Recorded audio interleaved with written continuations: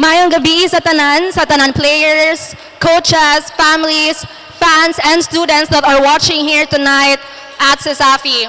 Now, before we celebrate the spirit of competition and school pride, let us take a moment to honor and remember our fellow Cebuanos who have been deeply affected by the recent earthquake. In just a few moments, lives were changed, homes were damaged, families were displaced, and hearts were broken. And tonight, as we safely sit in this arena, we are reminded that beyond the cheers and the scoreboard, there are people out there who need our help, our strength, and our prayers. To those who have been affected by the earthquake, we speak to you now from this arena with full hearts. You are not alone. We see you, we care about you, and we are standing with you during this very difficult time. We also speak to everyone here tonight. Let us not forget what it means to be a community. Let us turn our concern into action, and if you are able, please be sure to donate. There are many organizations and local efforts that are collecting food, clothing, water, and financial support. Even the smallest gift can help someone feel a little less alone. And if you cannot give materially, then please offer your prayers. When we lift up the names of those in pain, we remind them and ourselves that compassion still holds a place in this world. Cebu is a province full of heart and strength. Time and again, we have witnessed how communities come together in the face of loss, neighbors helping neighbors, and strangers becoming family. But even amidst the tragedy, something beautiful has begun to shine. So to all the rescuers, volunteers, medical teams, and local officials that have been working day and night, daghan kayong salamat. Your courage and compassion bring light to the darkest moments. To those who have given donations, offered prayers, or shared moments of support, we thank you as well. Your generosity reminds us that goodness always finds a way to rise from the rubble. So karong gabi na samtang atong gibati ang kusog sa garbo og sa CESAFI, hinaoton ta nga ato pod hinumduman ang mga kinabuhi nga nausab. So let's honor them not with hope and strength in our hearts. Together we uplift each other as a nation, and together we say, Bangon Norte, Bangon Cebu. Daghan kayong salamat.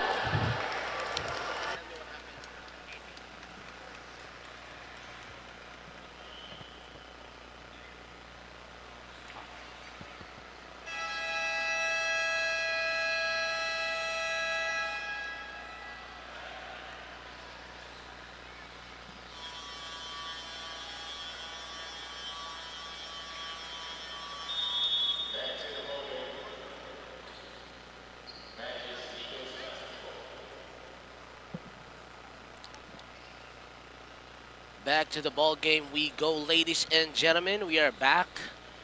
We apologize for the technical difficulties, but right now we are back. It's a tale of two quarters. Yes, definitely. Because before we ended the live, Ateneo was down 10. It was 14-4. Yeah. And start of the third quarter, now they are up 33-37. Terrence, tell me what happened.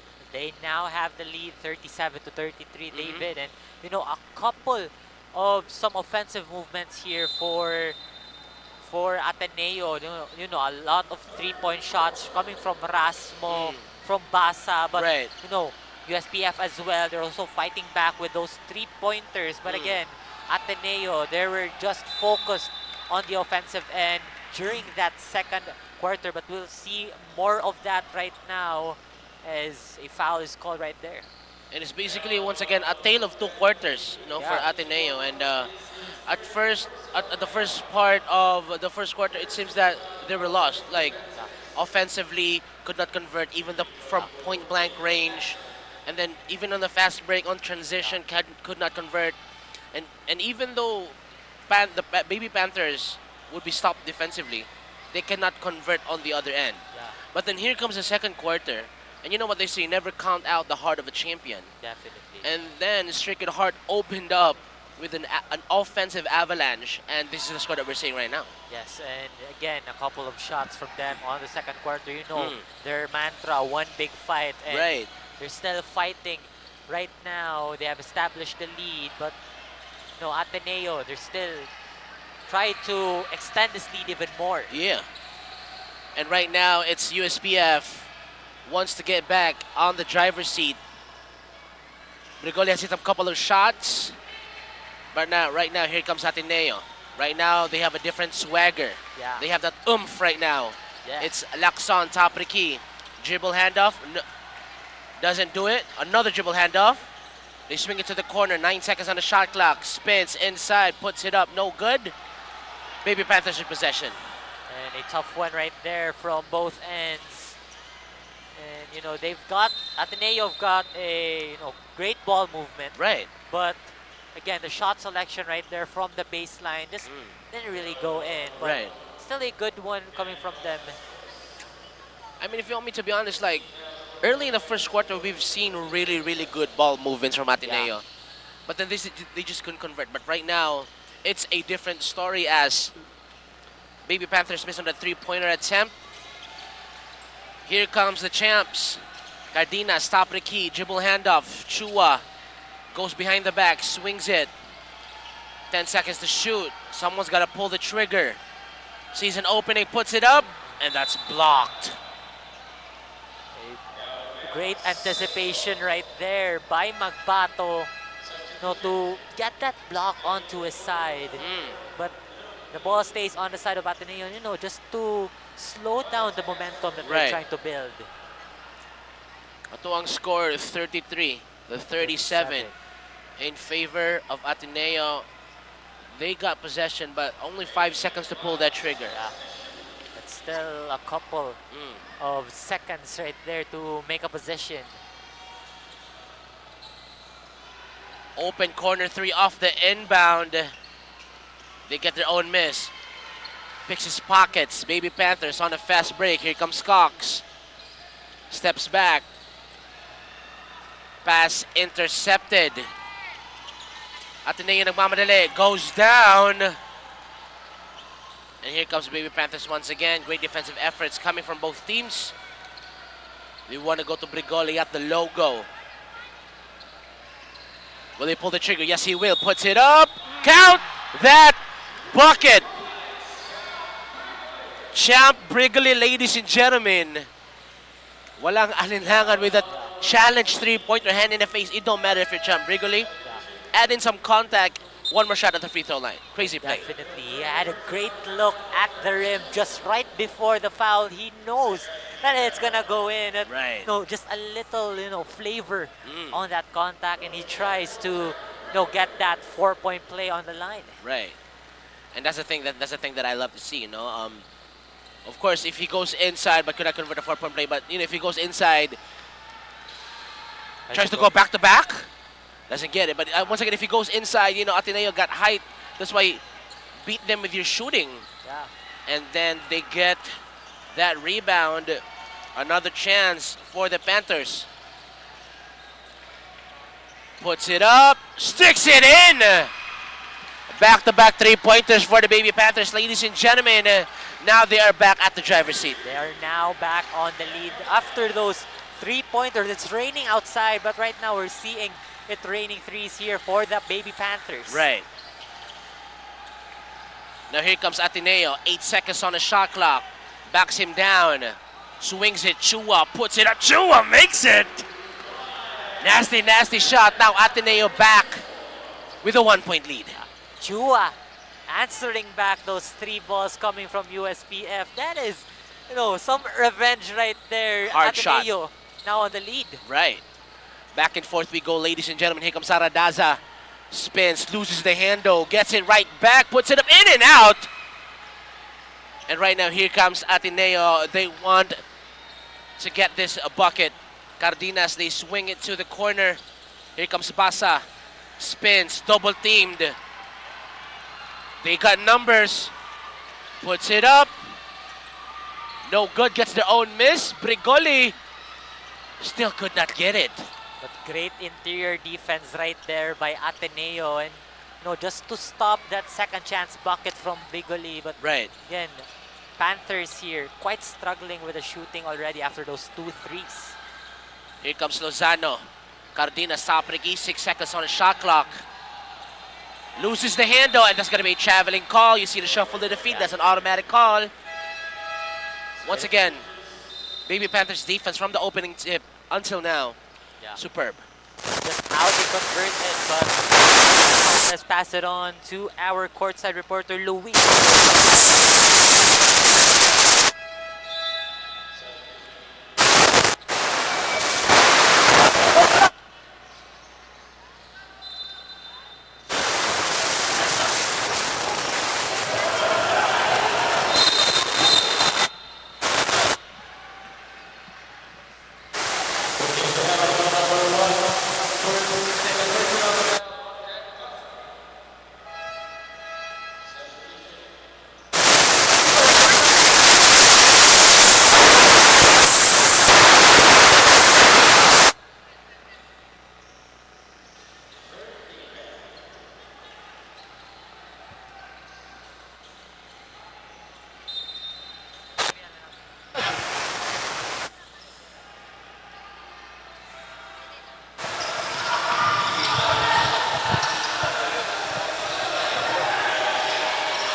we are back on air. Both teams have been grinding it out in the past quarter from an all-out rebound battle to each team having their own turn of 3 points to get ahead.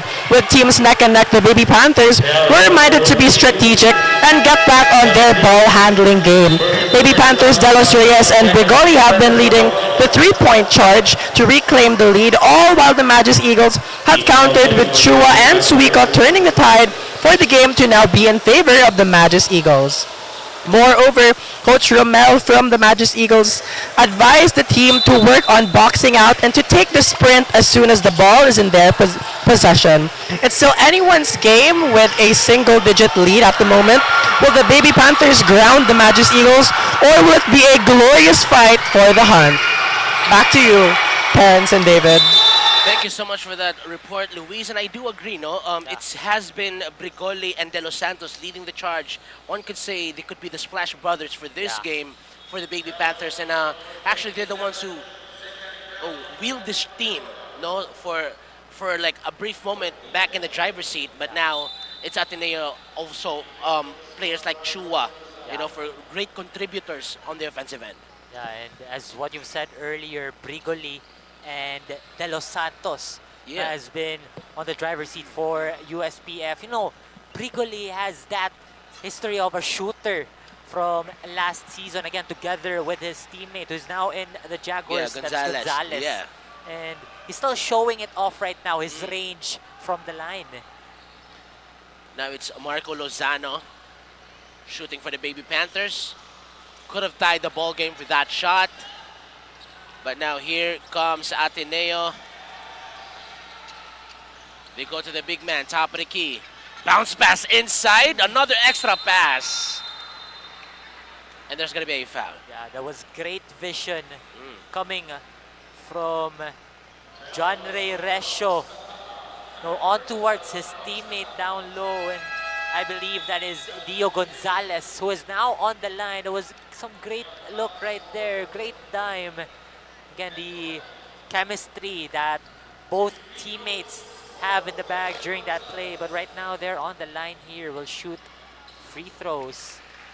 But again, Gonzalez is just quite of a player as of this ball game. He now has 8, and most of that coming from the inside paint, David. Right.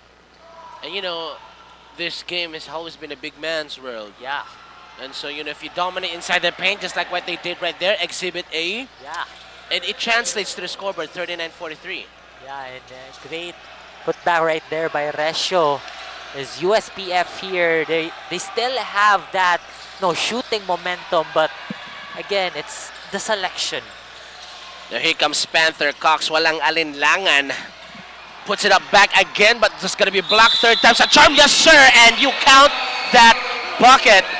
May kasama pang foul. What a great hustle play. Cardenas right there. You gotta give credit to him for that block earlier, that defense. But you know, if you gotta defend pretty hard, it's just some contact right there that you have to think about. Yeah. You can see that end one earlier. D now on the line, tries to go for it. Yeah. And he completes the 3-point play. Now it's a 1-point game. Now here comes Ateneo. Great crossover move inside! Oh. Goodness gracious! Filthy move coming from Resho. You know that step right there, whatever step you call that, David. If everybody could just see my stank face right now. And here comes Ateneo on the other end, puts it up. A player down onto the other side, David. That is Dio Gonzalez on the floor. His leg, I believe. I don't know. He's just, I think he's in great pain as of this moment. As you can see right now, that's Dio Gabriel Gonzalez down on the floor. And of course, our medical team quick to assist. Hopefully, he's going to be fine, but we have to play on. Yeah. Substitution, mandatory substitution. Coach Rasmo here. But that's a good thing, he's back up, but he's limping down the court, but that's a good thing. Yeah, but hopefully it's nothing serious, David. Right, nothing serious. But what's more serious here is the shots that they have been taking, both teams just trading blows. And, you know, it's a one-possession game, still anyone's game at this point. And I think it all comes down to just who makes the better shots, who takes, take the shot selection rather, and more intensity on the defensive side of things. And no, a seesaw battle that we are seeing here, David. Exactly. So again, both teams, they really, you know, there's no time to slow down this ball game, David. That's what I've said earlier in the game. The Panthers have a fighting chance in this ball game because you know, we gotta talk about the games that they had this season. And a finish right there by Resho. Resho back-to-back highlight plays, no? Right there, you see the little airtime from Resho right there. Now here comes USPF. Cox steps back, swings it to the corner, three-pointer. That's good once again. Shot selection will matter. Now it's a 2-point ball game. But here goes Rasmo. Cardenas swings it, stolen by Champ. Now here comes the Baby Panthers. Back-to-back three, loses the handle, pass too strong.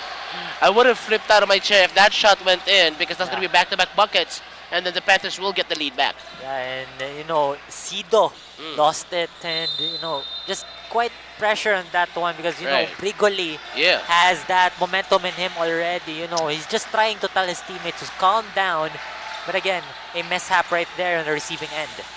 Now here comes Cardenas inside, puts it up against two defenders. That doesn't matter. If you are Ivan Cardenas for the Magic's Eagles, now it's a 4-point game. Now here comes Champ Brigoli calling the traffic here. They go inside and they get it right back. Lose the 2 points, get it right back. But they have to get a stop and convert on their end if they want to get the lead back. And that is some great penetration by Cox right there. And yeah, he's just getting in the rim, getting that bucket for USPF, just cutting down the lead to 2. Yeah. Now look at the defense right there. 8 seconds on the shot clock. Shot clock still going. 3 seconds. Someone needs to pull the trigger, puts it out. That's a prayer! Henry Suico off the glass with that left hand magic. Goodness gracious. Off the bank, off the glass. Yes, sir. In the elbow area. You know, just right before the buzzer. Say that again. Say that again. But right now, here comes Brigoli on the other end. Less than 2 minutes to play. Drop pass inside. Puts it. Ooh! That's twice in a row. Brigoli involving his teammates. But then they just couldn't handle the passes. Yeah, you know, it's just quite... The pressure is on the side of USPF already. It's like the script has been flipped like since the first half. And now it seems like Panthers are the ones who've been taking those turnovers already. But keep in mind, even though that Ateneo already gained the momentum on their side, it's not even a very big lead, 47-51. Yeah, it's still a manageable lead for USPF right there. There he goes Ateneo once again. Suico with another left hand, and that's a sky hook. Yeah, that's just bucket after bucket in the paint for Ateneo, mostly coming off from their big men. Right. Now here comes Champ. Walang alinlangan. Mid-range jumper. No good. They get their own miss. Yes, sir. Puts it up. Fakes. Right hand scoop layup. Gets it right back. Sayang. And there's going to be a foul. What a crazy sequence. Yeah, what a sequence right there from USPF. Miss after miss. They're trying to go for that second chance bucket. Pero wala eh. It's like more of, you know, like quite strong shots coming from the other end. You know, they have a good look on the rim. And another great defensive play. Aselem stops, pops, mid-range jumper using the glass. That was great transition play. Yeah, and great revenge as well after those, you know, 3 attempts earlier. Empty possessions. Got one. Exactly. Less than 50 seconds to play. Left hand teardrop, no good. Here comes the Panthers. Less than 40 seconds. They are down 49-53. Puts it up, 3-pointer. Too strong that time. Here comes Ateneo. 30 seconds left. Remaining sa tuwang third quarter. Now that's Lozano handling the rock. They go to the big man. They swing it down low. Now, less than 20 seconds to play. They could go for the last shot here. Yeah. Here comes Cox on an island. Cox swings it. Three-pointer. Baby Panthers in and out. And there's a foul. Oh, a little bit of an extension on that elbow, David. And, you know, with Cox seeing D in the other end. Yeah.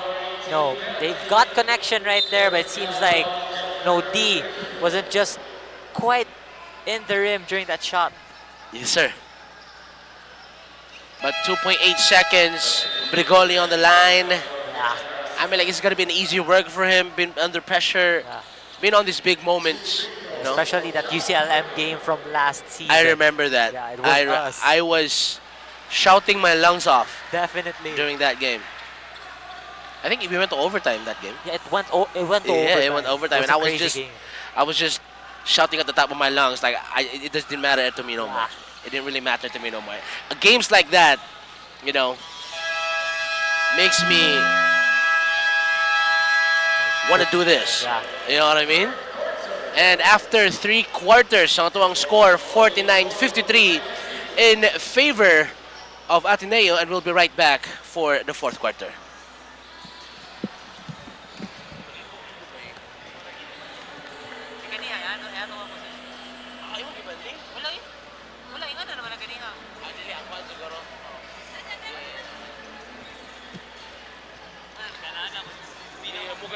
Number two. Number two pa dito. Like, what? My bad.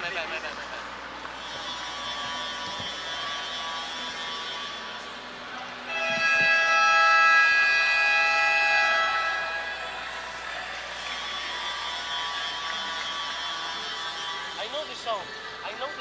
That's unique. Cookie. Yeah, I know this song. I love this song.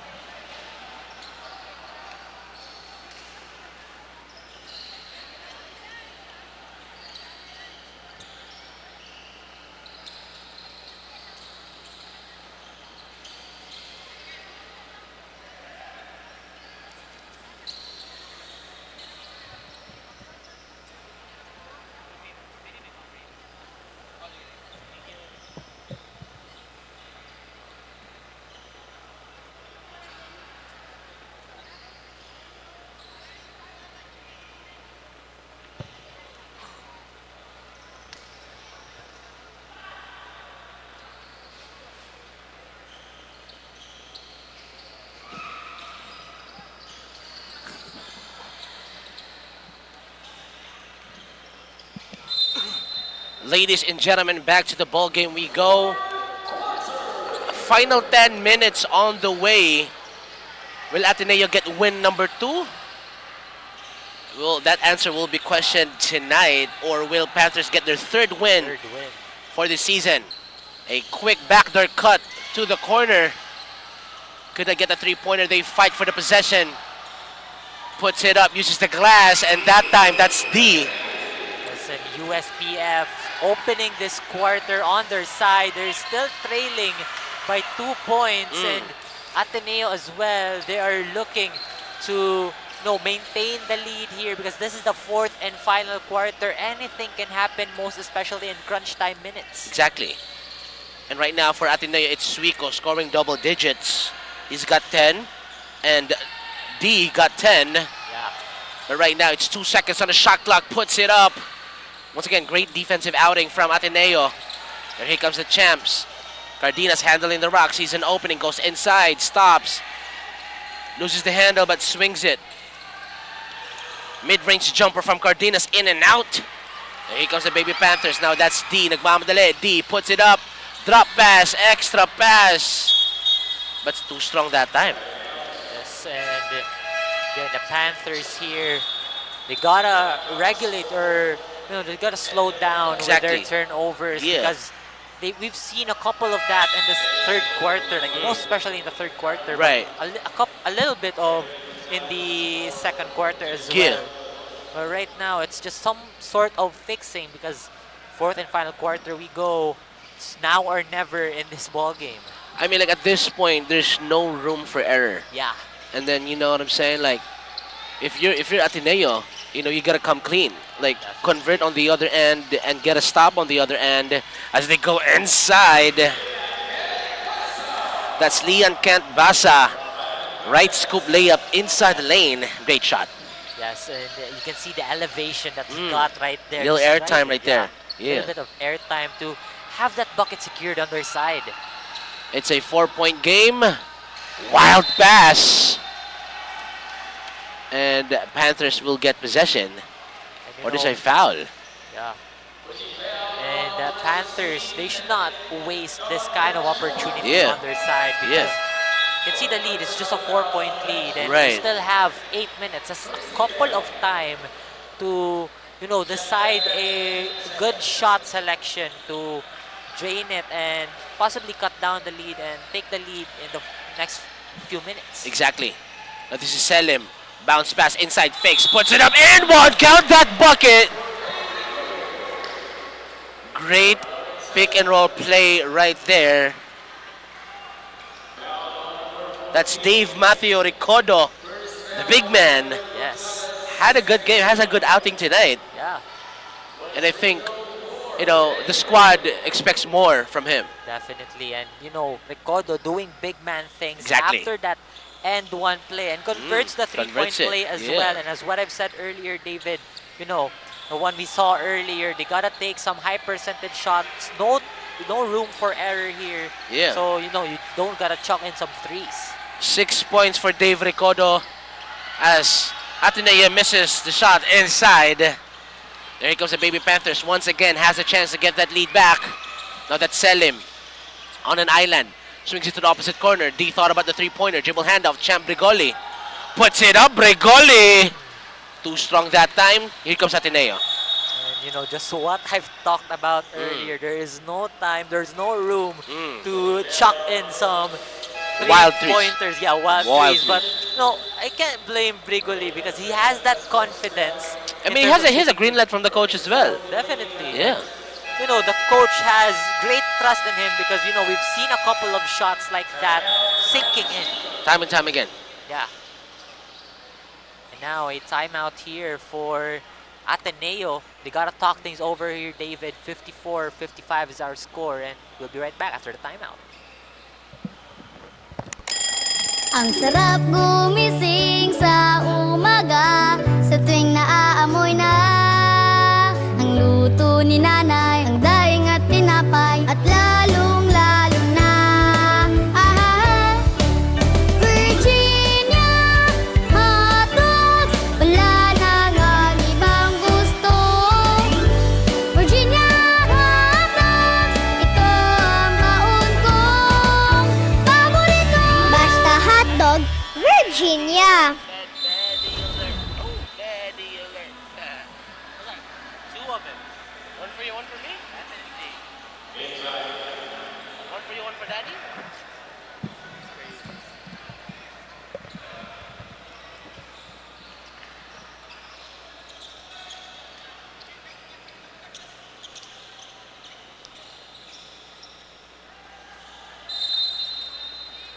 Ladies and gentlemen, back to the ball game we go. It's a 1-point game in favor of Ateneo. For those of you who just tuned in, this is our first game Yes. for tonight. It's a doubleheader. And then early on, there's going to be a foul right there. And Atong score 54-55. Terrence, tell me what happened for the last 3 quarters. Yeah, the last 3 quarters, it is, again, as what I've said earlier, a seesaw battle between both teams. Mostly at the side of USPF, but again, Ateneo with their one big fight spirit. They've took the lead, especially you're seeing right now on your Exactly. screens. They're on a 1-point lead, but again, earlier, a big lead coming from them is Suico just extending there, but going back, it's Ateneo just trying to sustain the lead that they have right now. And USPF, the experience that they have this season, just trying to match the level of play that Ateneo has. And right now, Basa comes up with that steal, and then they retain possession. Yeah. I mean, composures like that, you know, like you could see the confidence of just like getting that steal and just driving it, and right now, because of his efforts, they have extra possession. Yeah. Off the inbound, three-pointer, no good. Two Panthers fights for it. Yeah. But at least it's just both of them. 54-57, 6 minutes and 20. Dribble handoff to Champ Brigoli, top of the key. 10 seconds on the shot clock. Ricardo will set the screen. Great pick and roll play. They go inside amongst the trees. Puts it up, forces one. No call that time, but here comes Ateneo. 3-on-3 fast break. Suiko, he's been scoring all night. Crossover, Suiko. And that's blocked. Nasty block. Nasty block by D right there. And he has been aiming on that drive from Suiko. And Brigoli didn't make that three to go. Here comes Ateneo on a fast break. Loses the pass. Another defense right there by the Panthers. They're looking for another bucket. Exactly, corner three. Way off. Ateneo, they don't need to rush here. They got the lead. Outlet pass, three-pointer, fakes, puts it up. Mid-range jumper is nasty. And there's a foul right there. Yes, but we'll see if it's actually counted because, I've heard the whistle right before the release of that shot. Right. Again, yes, it is. It's a basket. Yeah. But the ball will go to the side of Ateneo. Offensive foul for Basa. Yeah. But then the jumper is good. But again, Ateneo right there, you can definitely see that fake just trying to go inside to make it a little bit easy. The distance right there, quite short. And, mid-range jumpers usually go in. But again, that's just great IQ from Ateneo and coach's challenge here, David. Yeah. They're gonna challenge that call. But back to your point, talking about the pump fake. Yeah. I think if the defender acknowledges the pump fake, that's respect. Yeah. You get what I mean? Yeah, definitely. I mean, for me, when I used to play, I'm a lethal shooter. And every time I did a pump fake, they bite on it. That means that they respect you as a shooter. Yeah. And I think that was the case right there. Yeah, you gotta make that count. Like, it's like a waste of energy. Like you gotta jump. Then as a defender, you gotta tell to your shooter that you better make that count because I gave respect to you with that pump fake that you did to me. But again, good thing that jumper is in. But again, officials review on whether the release went in first or whether the foul had it first. But we'll see it on here.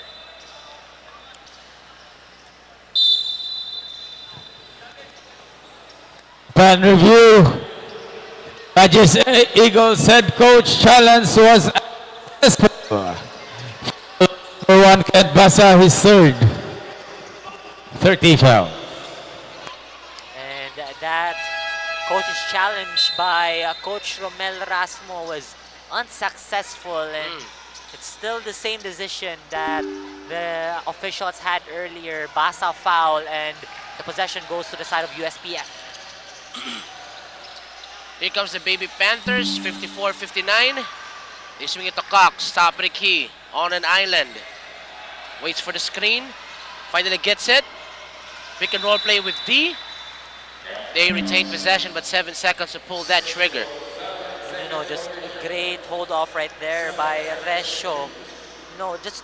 They're just quite, USPF, quite near the rim already, but great stop by Resho, cutting down their shot clock to 7 seconds.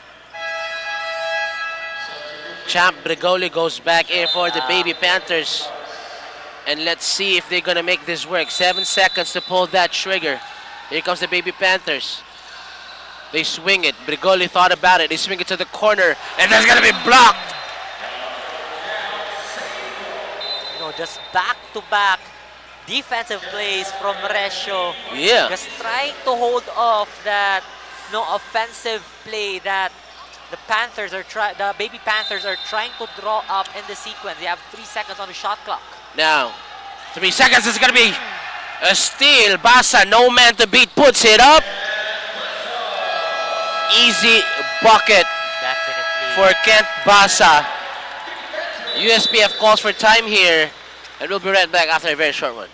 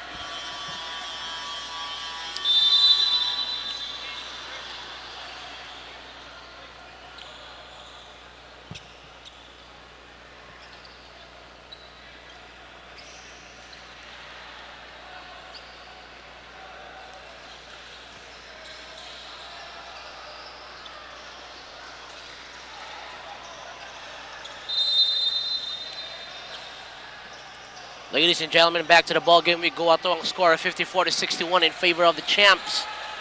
The USPF wants to get back at the driver's seat. Selim nagmamadali, puts it up, right hook, no good. And they actually forced one. Yeah. But I guess, he had better options that time, but he opted for that right layup. And, Yeah.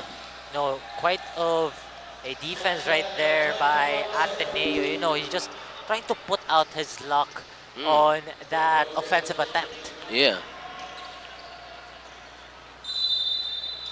Now it's full court press. Galing dito sa kupunan ng Baby Panthers. 54-61. And look at that defense right there. Raggedy defense.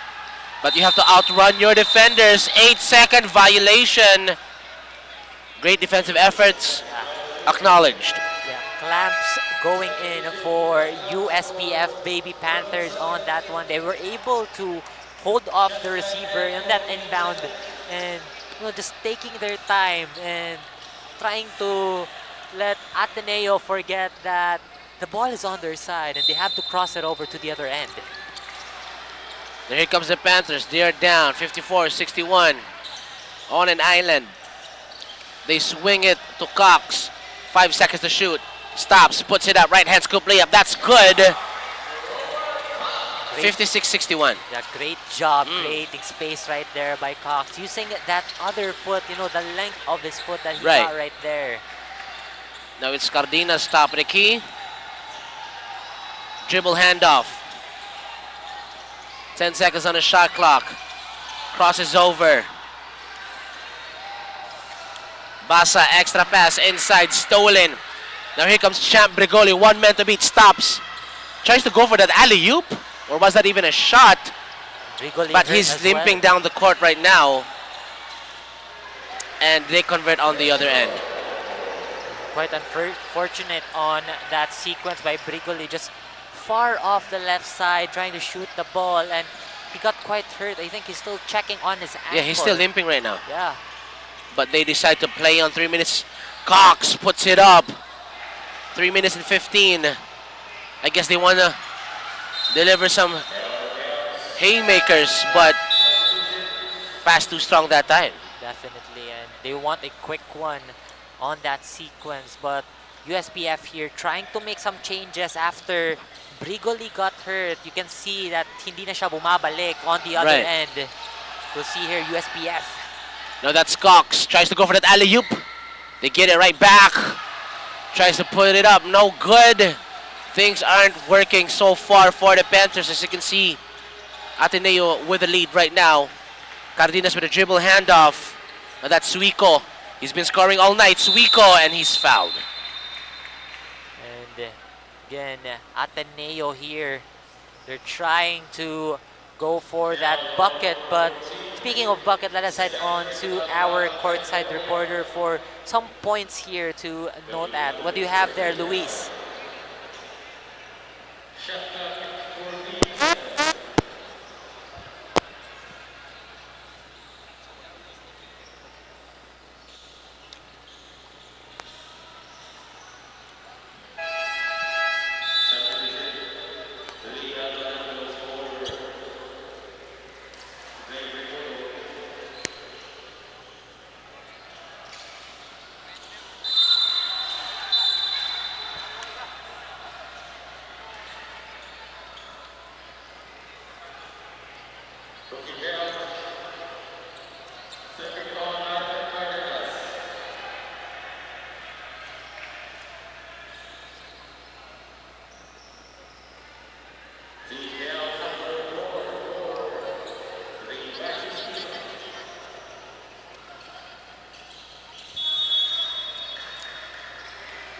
But again, thank you for that report, Luis, and USPF. They're still trying to catch up here.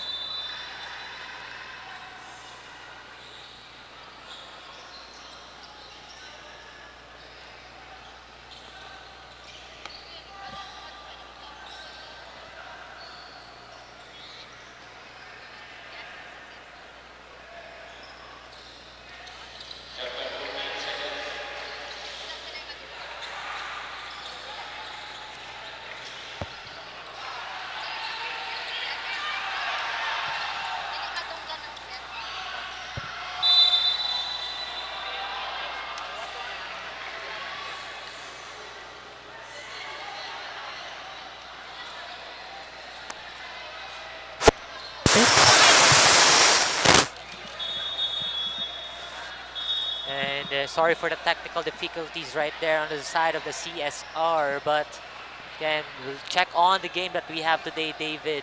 At this moment, 56-63, and no, Panthers here trying to catch up. It's still the same score as of now.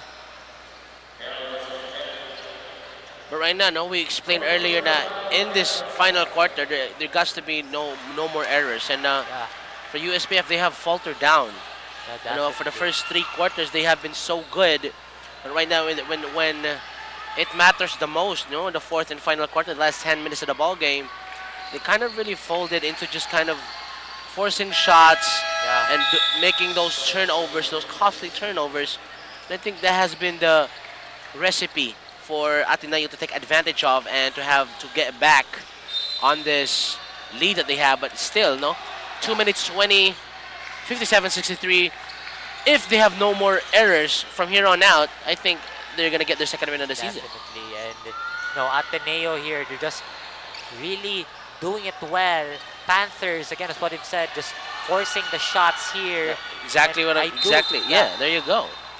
And it's just like from all around, they're just using their luck, but that luck is just non-existent in this ball game. At that time, he had 2 options. He has 2 teammates, you know, at that time. But Brigoli on the right corner could not get that one. Desperation shot, if you ask me. Last 2 minutes of the ball game coming right up for y'all. 6-point lead. They said that we have to kill time. That's 𝐂𝐄𝐒𝐄. Cardenas sets the screen. Back to Cardenas, open. Traveling violation. Oh, there is a foul. 3-second violation. 3-second violation down low. I thought, you know, their big man just, you know, hesitating right there. That's Cardenas. But again, a turnover right there by the Ateneo, the Magis Eagles. But the Panthers, the baby Panthers here, they're calling for a timeout. A little bit time to talk here. 57. I think that's a good.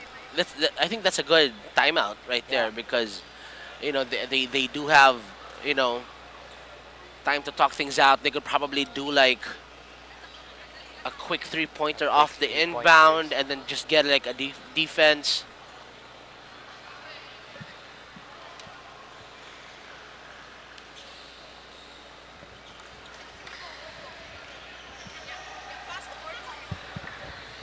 But then again, as they call for time here, we have our courtside reporter Luis with another report. Luis, take it away. Thank you, Terrence and David. Block all and defense is a must. The words of Coach Ramel to the Magis Eagles echoing through their play as they power through the last minutes of the game. Coaches pressed on screening and going hard to clinch the lead as the Baby Panthers are not backing down in this fight. From their last huddle, the Baby Panthers were reminded to get back on their one-on-one plays with a single-digit lead of the Eagles still within reach. Baby Panthers D, Salem, and Ricodo have been hard at work to narrow the gap in favor of their team. There is no room to relax for both teams as the game is only getting more heated in the last final minutes. Back to you. Thank you so much for that report, Luis. And actually, that goes back to our point where in this final quarter, they have no room for errors. They got to make no more errors. And, one could say that it's not even a big of a lead. 6-point lead, a minute and 30 to go, a minute and 28 to go, rather. And right now, especially as you see, they're at the free throw line. One, they have to make those shots. Yeah. Second, they have to make defensive stops on the other end and convert on their own. So I guess that's like the key or the way to go if you're the Baby Panthers. Yeah, and they also gotta take those high percentage shots that they have in them, coming from especially Brigoli, who's not on the floor right now. Yeah. And from their big mans as well, you can definitely see a couple of shots coming from the paint here from the big mans of USPF. I think that's also one of the keys here for USPF's comeback here late fourth quarter. And right now, a costly turnover from Ateneo, and that's like them handing, the scissors for you to cut it. Yeah. You know what I'm saying? And if you're Baby Panthers, once again, in the first 3 quarters, you've really, really had good shot selection. Now you just need to channel your inner first and third quarter selves to just convert here at the final quarter. 59-63, a minute and 23. They still have a lot to go. But right now, let's see what they do here. Selim crosses over. Selim inside, puts it up. Selim! Oh, what a move! Nifty move coming from Selim of USPF. And David, that's something that they need to sink in, as what I've said earlier. High percentage shots. Exactly. Selim had a great look of that trim as he drives in the paint. Off of that crossover. Definitely. Nasty, nasty move. That's another shot right there from Chris Lawrence Selim. And he's had some good buckets throughout the ball game, but that's going to be remembered. I'm going to remember that play. Yes, definitely. And you can definitely, know him as someone who is very shifty. Shifty and move. also gets the job done to Exactly. finish in the bucket. Right. But again, still a couple of time here, David. A minute and 14 USPF. They still have a lot of hope in their spirits here because 2-point lead, 61-63. And exactly what the doctor ordered, because you know what I said earlier, that they have to get a defensive stop. Yeah. And then that was a turnover right there. And they convert that turnover to a point courtesy by Selim. Yeah. And all they need to do now is get another defensive stop and convert on the other end for them to tie the ball game or take the lead back. A minute and 14 remaining, 2-point lead. Yeah, and to add with that, David, Right, it's right. just like, they gotta pick those shots Exactly. that is suitable for them, just those wide open shots. They should not really take those risky ones because it's just a waste of, offensive opportunity. One could say that they're not afraid Yeah. against the champs. It was they've been doing good. Yeah. Here comes Suiko, double teamed, and they wanted to challenge. They're gonna challenge. He's saying that last touch Suiko. They want to challenge. And this is where those coaches challenge show up in the final minute of the fourth quarter. Yeah. And that's what we are seeing right now. The Panthers are trying to challenge that call from the official, as Selim told that it was not USPF's last touch, but it was on the side of Ateneo rather. This could change things in their favor.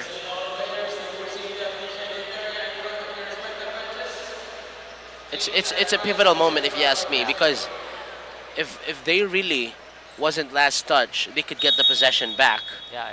And they could tie the ball game or even get the lead. And if that happens, then the pressure is going to be on Ateneo. Yeah, and you know, we all know that Coach Romel Rasmo in times like this, you know, he's just trying to, let's just say, talk it over with his players aggressively. Because again, there's no time to get soft in, you know, a situation like this, 2-point lead. And we have 1:09 left in the fourth and final quarter. The Panthers, they're trying to go back. They are locked in to the score that they have right now. And they're trying to establish a momentum here against the defending champs. Right. Right now we are waiting word.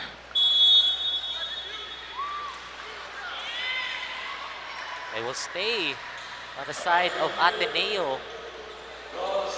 Unsuccessful, David. Unsuccessful. That's what I heard.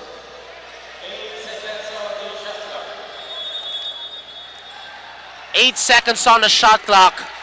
2-point ball game. Here comes Basa. They swing it to the opposite side. They go inside. Extra pass. Puts it up. No good. Less than a minute to go. Here comes D. Nagmamadali. Outlet pass. Puts it up. 3-pointer. Could not get it. Here comes Ateneo. Double teamed. Goodness gracious. What a sequence. And they have to foul. Yes, that foul. That was what we were talking about, the shot selection. That was an open 3-pointer on the corner. No one there to challenge. Yeah, he was again quite pressure on that sequence, and you know that shot went quite short. But again, the Panthers had to switch it up a little bit on the defensive side. They were doing well on the defense, but now Ateneo. 38 seconds. Suiko. Traveling call. Traveling call. Crucial turnover by Ateneo Suiko, and now the ball goes to the side of the Panthers with 35.8. Henry Suiko has been doing good all night, making those difficult shots. Yes. And at that time, fumbles the play. Definitely. And of course, Panthers wants to take advantage of that. Coach Alan Cabatingan wants to draw something up, you know, for the Baby Panthers. 35 seconds. I think the better option here is off the inbound. You go inside. Definitely. And then you just tie the ball game. That's safe right there. And then just double down on your defense up on the next possession. But you can also make use of those screens to, you know, just even take the lead. Take a three right there. Take a wide open one. But again, it's what happened earlier on the side of USPF. That was wide open. A little bit of coverage right there. Not really wide open, but a little bit of coverage. You know, that shot did not go in. But you know, whoever is confident to take that shot in. No, D is right there. Brigoli now on the floor. You know, the hot shot shooter of USPF. Yes, sir. He's, no, let's see if what USPF had drawn up for this possession. I'm willing to bet that it's either Cox or Brigoli who will take the shot. Yeah, because Cox is also a shooter as well. Exactly. Champ Brigoli will do the inbound. I think he'll get it right back. Yeah. 35 seconds remaining. Panthers down by 2. 10 seconds on the shot clock. There's a foul. A foul. And take note, both teams on the penalty. And that will send Baby Panthers at the free throw line for 2 shots. He better make those free throw shots count. Those are crucial free throws. Those are game-tying free throws, mind you. And, you know, if you miss those, it seems like you don't get to sleep at night. John Ray Resho gets called for that foul. Yeah. And I think, you know, he's frustrated with it as well. Definitely. That's a bad foul if you ask me. Shooting on the line is Kent Gabaya, who's had a good game tonight. Misses the first free throw. Crucial one. For those watching sa atong live stream, atong oras karon, 31 seconds remaining sa atuang game clock. 31 seconds, ladies and gentlemen. 2-possession ball game. Exactly. Doesn't get it. Triple teamed inside. And a penalty free throw here. I just don't know. Yeah, I just don't know. definitely. It's just like USPF trying to throw the ball game here. And, it's quite tough for the Baby Panthers. They just want to hope and pray that Cardenas will miss those free throws as well. And the Panthers, again, their decision making. I believe that's already a one-possession ball game already. Got 26.7. Against what I've said earlier. He misses that one. That's a big, big, big free throw. If Cardenas would make that other one, it's gonna be a 3-point lead. So it's there's still hope for the side of the Baby Panthers. I just don't know. He puts it up, but then it's a 3-point ball game. Here comes the Panthers. They swing it, puts it up, gets that one to fall. It's a 1-point game. Look D with a great pass from Selim. Under the rest, makes that shot anyways. 1-point ball game. That was a heart-pounding sequence right there. An offense to remember for Luke D. You gotta look at him. Yeah. Definitely, he's someone that is probably a threat because he has 11 points after that shot. Talk that. Double digits. Talk that. And Brigoli as well. Both of them double digits. And that's someone, or those players are what Ateneo should look out for, because if Ateneo misses, those players will probably make a shot in front of you and will take the lead as well. I mean, also you got players like Basa and Suico scoring double digits as well for Ateneo, but then at the end of the day, it all comes down to execution, defense, and shot selection. Yes, but mind you, David, shot clock is turned off. Got 21.4 seconds. Probably be a single possession ball game here for the side of Ateneo, but we'll see how Ateneo would secure the ball. Again, ball security, Ateneo has been on top of that. Exactly. In the third quarter, most especially on the third quarter, wherein they have popped off a couple of shots again. Third quarter, they're making those points, and you can see here 21.4. No more shot clock, game clock at 21. Defense is the name of the game. Let's see what they do here.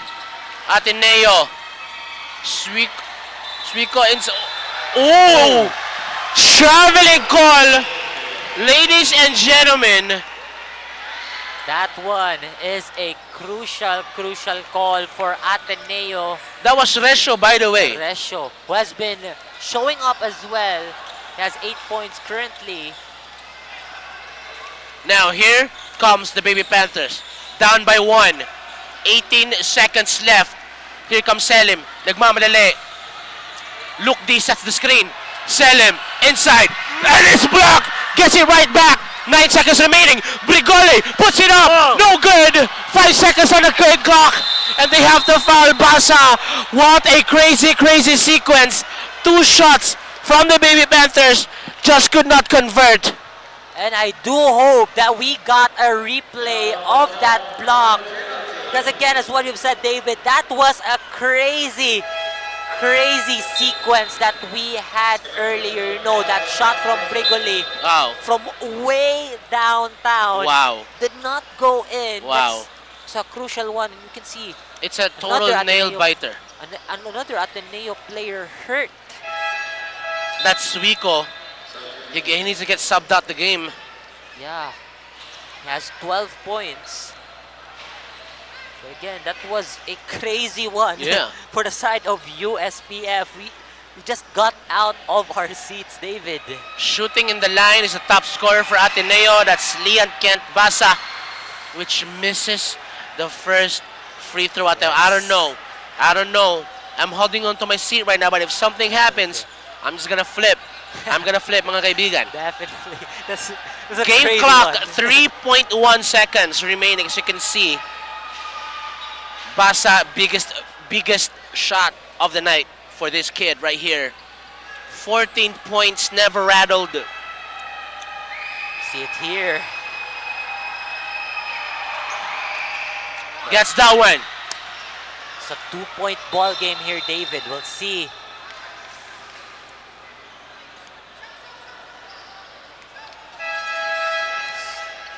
We gotta switch it up, but talking about the time, David, talking about the play that USPF could do. They could possibly do a long pass here. Yeah.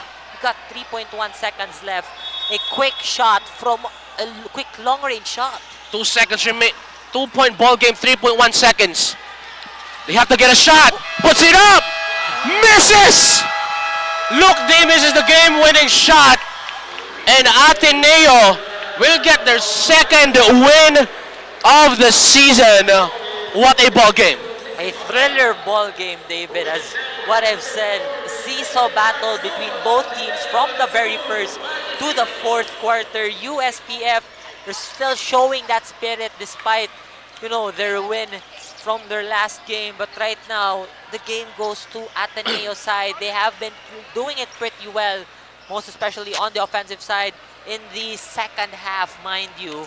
And the championship spirit, despite of their new lineup that they have right now, it's just showing up, and it's been passed from generations to generations.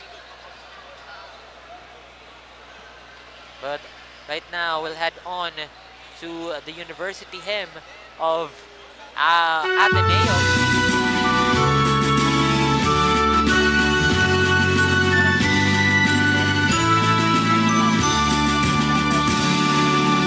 On this isle of Cebu, light has dawned from the old Middle Kingdom. Through the sons of Ignatius, faith was sown. Gratefully we sing. Clothed with competence, conscience, and compassion, we march to the beat of heroism. Justice, truth, and peace, we Ateneo hearts are say, Lord's all yes, Lord's all yes, our lights are rising in the land of the morning.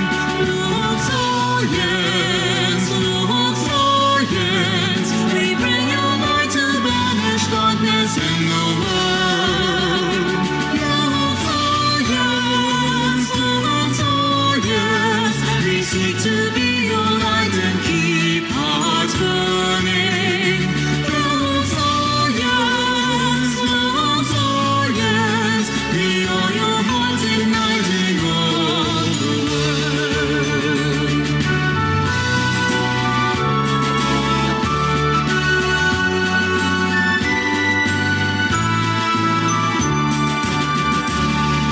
Soaring high where majesty eagles fly, we reach for you, holy light. Leading now the sacred heart of God, we love and serve humanity. Lord's all yes, Lord's all yes, our lights are rising in the land of the morning. Lord's all yes, Lord's all yes, we bring your light to banish darkness in the world. Lord's all yes, Lord's all yes, we seek to be your light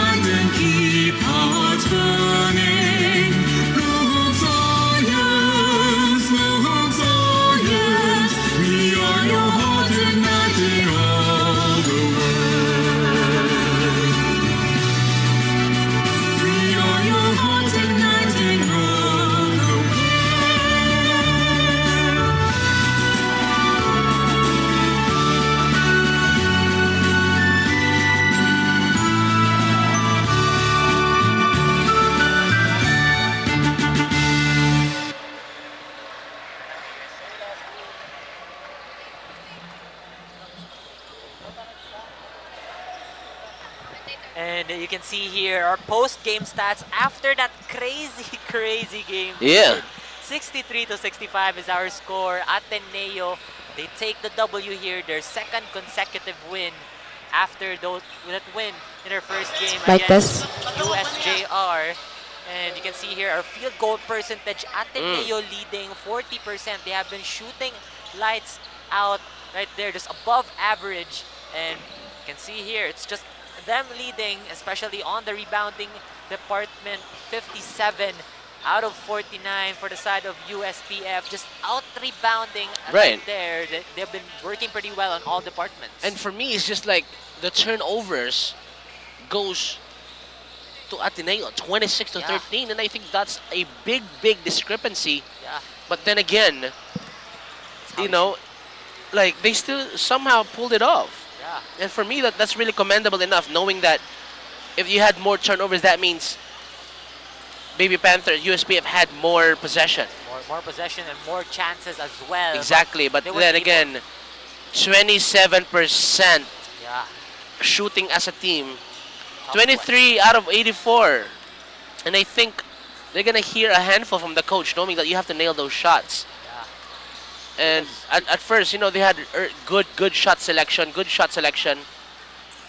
But then, the second half, they just been chunking a lot of shots. Yeah, you know, it's just more, they're just desperate to sink down those shots because, again, they had the lead early on the second half, but at the very end, it went on to the side of Ateneo, and Ateneo almost lost it. And mind you, like that's supposed to be last second shot by D, but again, it's on how you sink your shots. And exactly. You can see the turnovers right there and the field goals right there, 40%. And again, it's still a great game coming from both teams. Ateneo showing their championship mentality, USPF as well. They're showing up, but enough of the talk. Let us head over to our courtside reporter, Luis, for our player of the game. You're still tuning in live, loud, and locked in here at the Cebu Coliseum, concluding a very heated game with a double-double performance. We have player of the game from the Ateneo de Cebu Magus Eagles, Henry Christopher Suico, with 12 points, 4 assists, and 11 rebounds. Congratulations. Now, for my first question that I'd like to ask you, we watched an amazing feat in the second quarter as your team overtook the opposing team. What adjustment did you make in the second quarter to close that gap? Our adjustment was to focus lang on playing, like on running the system, because sa first quarter we were like dalit me, so we made sure to stick to the system and listen to coach's game plan. It was a hustle that we all saw and truly paid off. Now, as the point guard of the team, I'd like to ask, what were you communicating the most to the team so that you could maintain the lead that you have for your victory? We were more focused on defense because we whole practice more on defense. So we were communicating our game plan, our defense against the ball screens and our defense against their plays. So we were just focused more on defense. Thank you so much. Now, finally, are there any shout-outs that you would like to offer this victory to? First of all, I want to thank God. Then I want to thank my family for coming here and my friends. Shout out sila Makoy, Aldwin, Geno, Kuya Jandy, Kuya Makmak, Kuya King, and sila Coach Vince, Kuya Carl, Ate Kikyo, and to all the Ateneo supporters. And I want to thank my coach and my teammates for believing in me. Thank you so much, Henry. Congratulations once again. Congratulations to the Magus Eagles for their second victory. From the hustle heat to the final freeze, this has been Luis reporting for Courtside. See you in the next game.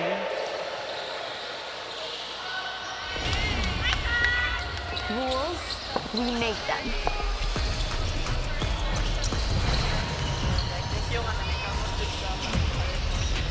Limits, we go beyond them. One size fits all. Hard pass. Introducing a groundbreaking Digiflex mobile experience. Kick Mobile. Download the Kick app, choose your number, activate the eSIM, and own the country's first ever customizable mobile experience. Stay first in line for network priority and customize all you want because the real flex is when everything is built to your rules. Kick Mobile. Our way, our rules. Hindi aabot ang data! Nice! Don't worry! Be only with Smart Power All 99. Hindi nabitin with 10 gig data plus only Facebook or TikTok and more. Load now! Di abot ang data! GG bro! Don't worry! Be only with Smart Power All 99. Hindi bitin with 10 gig data to power your games plus only Facebook or only TikTok. Load now! Hindi umuulan! Di mo tayo makakabenta! Yes! Don't worry! Be only with Smart's Power All 99. Hindi bitin ang benta with only TikTok or Facebook plus 10 gig data and more. Load now!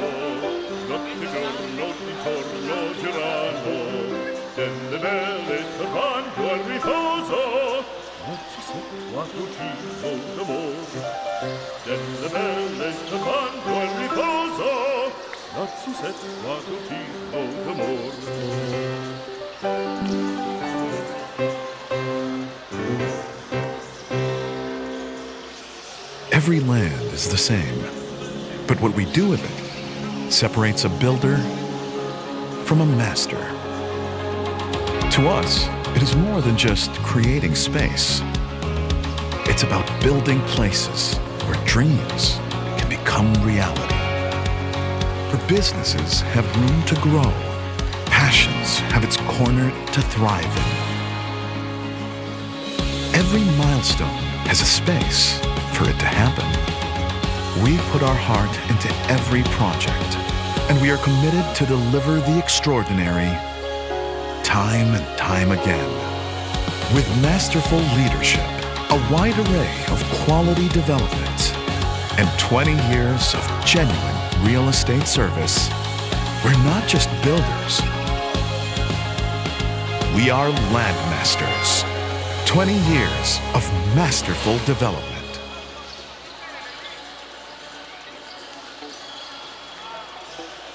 Wow!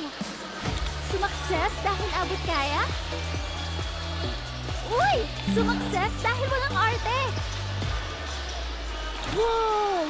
Sumakses dahil walang tigil! With PLDT Home Fiber Prepaid, sumakses din ako! Mag-Fiber Prepaid na!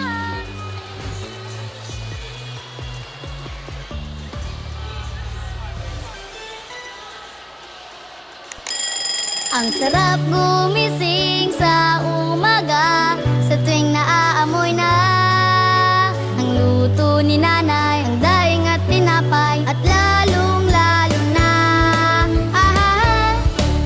Virginia hotdogs, wala nang ang ibang gusto. Virginia hotdogs, ito ang baon kong paborito. Basta hotdog, Virginia. Rules, we make them.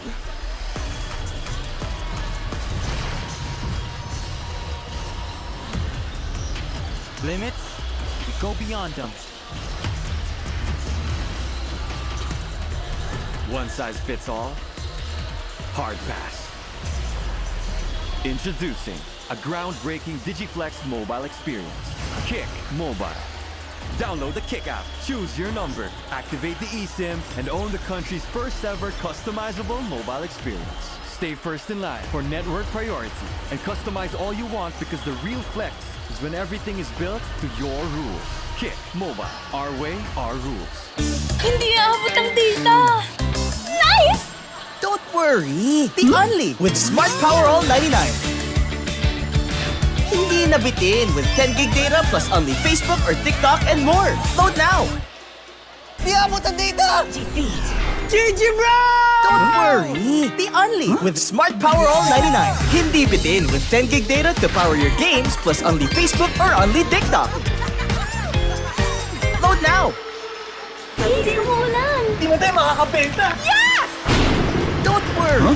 Be only! Maayong hapon sa CESAFI fans. We are back here at Cebu Coliseum for the Game 2 in the college division between the Benedicto College Cheetahs versus the University of San Carlos Warriors. Now, a little news from the courtside. The Benedicto College Cheetahs are more than ready to get the season started, especially with a very solid start here in season 25 with a 3-0 standing. Now, I talked earlier to Coach BJ Morillo, and he mentioned to me that one thing they really focus on in their preparation is their defense, and that somehow they are 50% ready into this game. Well, also for the side of the University of San Carlos, they are determined to bounce back, especially with their consecutive losses early on into this season. Also, I talked to the boys earlier, and one thing they really wanted to focus into this game is their mindset, and also to keep in mind that every game is a game for them into the championship. Now, to get this ball rolling, let me hand it over to our game arena announcer, Mr. Genesis Garcia.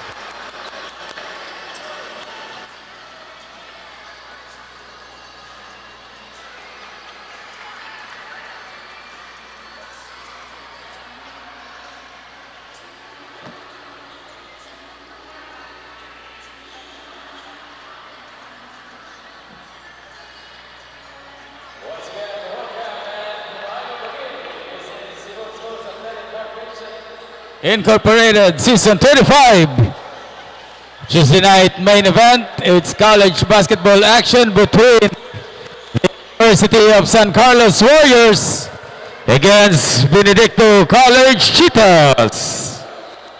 It's now time to meet the starting unit first from the 3-0 Benedicto College Cheetahs. Starting center at number 18, Nicole Caballero. Point guard at number 2, AJ Tulipas. Shooting guard number 8, Kenneth Babalcon. Power forward number 38, Serge Gabines.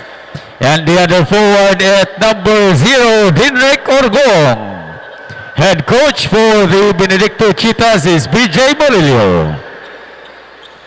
And now the starting unit for the 1-2 USC Warriors. Starting point guard at number 7, JM Tumabang.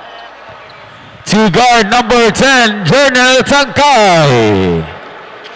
The man in the middle at center, number 70, Real Audio. Power forward, number 15, AJ Bakunawa. And on the forward at number 11, the team captain, James Sika. Head coach for the USC Warriors is Paul Hoban. Game officials for this ball game are referees Marlon Espante, Elmer Asignar with crew chief Aldrele. Game is under the supervision of CESAFI Commissioner Felix Chiconoy Jr. with Deputy Commissioners in attendance, Mitchell Danny Duran and Marvin Paniares.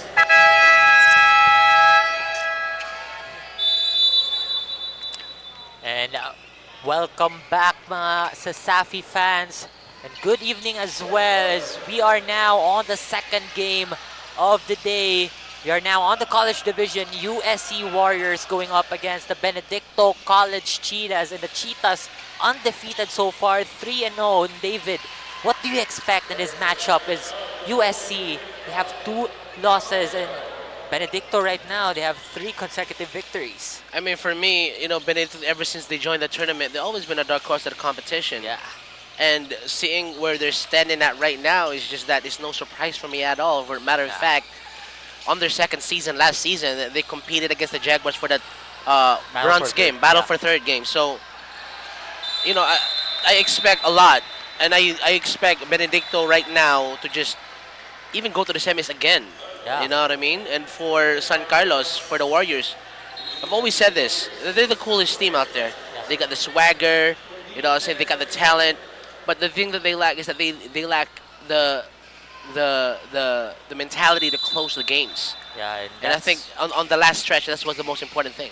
Yeah, and definitely USC only had their first game and their first win as well against UP Cebu, and that's their only win so far. And they're now facing someone who's been quite dominant, as both players here from the side of Benedicto and USC on a collision. It is between Benedicto's Serge Gabines and on towards Jose Marie Tumabang as well. So the ball will go back to the side of USC with a fresh 14 shot clock. And for me, I think Benedicto, they have this tendency to just, they're a pass-first team. Yeah. And, you know, they do have run and gun, as you can see right here. And they have no choice but to foul that time. Yeah, they have a lot of time to, you know, pass it on, share the ball Exactly. with each other. And that's also one of the key things that Benedicto has in them to, you know, get that standing that they have right now, 3-0. Yeah. But again, foul right there by USC. And Benedicto has the ball with 18 seconds. Babalcon kicks it to Orgong. Orgong, 3 ball, does not go in. USC right here, a steal as well. Pickpocketed off the hand, does not go in. And a shot right there by Albert Tolipas of the Benedicto College. And for me, it's just those defensive pressure and turning them into some points, which is really a good thing for Cheetahs. Yeah, some conversion right there by Cheetahs, like defense to offense transition, as they have another one here. Benedicto driving in the lane, goes for that left-handed layup on the board by Kenneth Babalcon. 6-0 on the scoreboard. USC really needs to find something here offensively, and right now they are still in drought. Yeah, they're still looking for ways to score here as they drive in the lane. But a foul right there by Benedicto's, you know, a player by Benedicto right there. But USC, they have 14 points, and Navarro goes in the game for the Warriors. And right now, I think what they need to do here is just find those shots where they're comfortable taking. Yeah. You can see Tangkai is here, just off the bench, one of the newest shooters as well from the side of USC. As he kicks it to Tangkai. Tangkai drives in the lane. But a brick wall was there, and a foul is called. Tangkai goes into the line, will shoot 2 free throws. I mean, for me, him seeing that open lane, Tangkai, and took advantage of it. A late closeout, contact in the air, an obvious foul. Now he's in the line shooting 2. And right with that, as Tangkai is also a creative shooter for USC. You know, is shooting from the outside, from the inside, and you can see the chances that he has right now inside the paint. And after that foul as well, Tangkai makes that first one to go. First point here for USC. USC couple of seasons went to the semis and faced against UV in the an early exit right there. Yeah. But then on the next season could not qualify for the semis. And now they're hopeful to make a very good run here in this season. That's some great wishes here for USC, as Benedicto looking for a way to score here. And end one is in for Serge Gabines, one of the key players as well here for Benedicto. And we're talking about Gabines, and then we're talking about Orgong, and we're talking about Tolipas. Yeah. The 3 of them really has been a pivotal, like, an instrument, no? We also got Babalcon to back them up, and all of them anchored, you know, with Coach BJ Murillo. So I guess, you know, that's why they are really, really good, because I've heard that they've played for a very long time together in this squad that we're seeing, this roster that we're seeing now. And I think one of the most important keys in basketball is just having those chemistry with your teammates. Yes, and you can definitely see that here for the side of Benedicto, as most of those players, they have been playing for their 2nd season already. And now Benedicto have their opportunity here. Tries to cut in the lane. Babalcon. Extra pass down low. Doesn't make that count. They retain the possession again. 7 seconds on the shot clock. Diamante. 3 ball. Does not go in. A rebound by Calafoto. And Angkai rushes in from the elbow. Mid-range J does not go in. Recovered by Calafoto. USC just passing the ball back and forth. Handoff after handoff. 3 seconds. Kickball. And yes, that is a kickball violation. And I remember Calafoto during his days with the Cobras. Yeah. And acquired by the Warriors together with Kyle Maglinte, which is no longer at the roster, which is one of my favorite players. Definitely. Actually, he bought the swag last season. Him and Gika, Tangkai, and Maglinte. But now, a great roster that we're seeing here from USC. But then again, the question is, can they close those games? Yeah, definitely. I mean, you can definitely see the chemistry Yeah. that they have on the floor. Some players playing before with the Cobras, and now they're on the Warriors. As you can see, they are fighting for the ball, and that is an 8-second violation. Just a lot of time trying to have that ball in their hands. Right. But then USC still not having the offensive, the offensive momentum on their side, throughout the whole game so far. 6 minutes and 6 seconds remaining. But then they're one of those teams where it's just kind of like at one point they're just gonna do an offensive avalanche on y'all.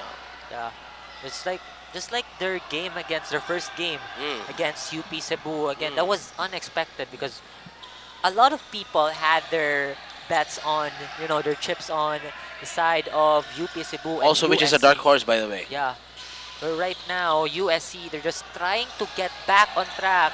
What they're known for, being a playoff team. As you can see, USC back on the line again, and that is Kirk Louis Navarro of the Warriors. Big man move right there. Big man move.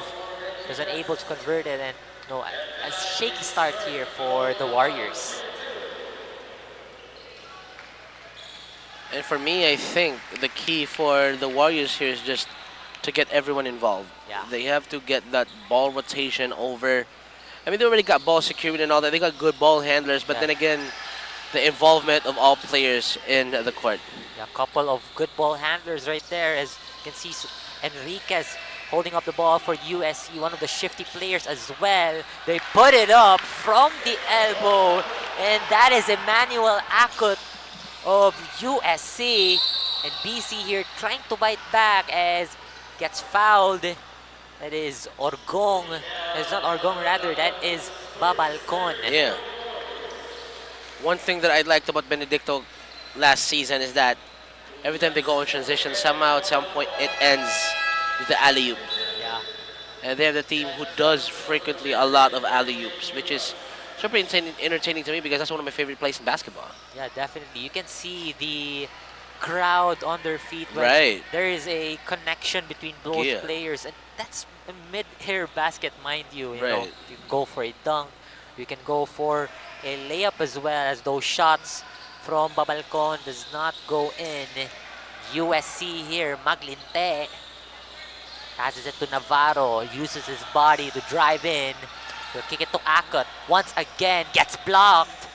And Benedicto will have the ball here. It's a 2-point lead that they have. Sabroso will kick it on to Babalcon. Will kick it back to Sabroso, guarded by Enriquez. Driving in the lane here. Benedicto looking for a way to score. De La Cruz doesn't get that one to go. And that's what I'm talking about. You can see on that possession, 4 players held the ball. Yeah. And you can see great ball rotation as usual. And back to the point when I was talking about USC, Ganina, I said Maglinte, one of my favorite players, wasn't on the court that time. He's on the bench. Yeah. And now he's on the court. And for me, it's like him, Gika, really making those shots. But a while ago, the play from Akut, yeah, that was swag right there. Definitely. Like little jab step action, fade away from the mid-range. You know what I'm saying? And for me, it's like Warriors really still got that. They got that firepower. They really got that firepower. Yeah, definitely, and 𝐂𝐄𝐒𝐄 was also a shower in their past game, but a couple of shots coming from him, especially the one that we had earlier. That was a good form right there. Exactly. The fade away. Exactly what I'm that saying. he got from the elbow, the confidence as well on his side. He's a good addition for the side of USC.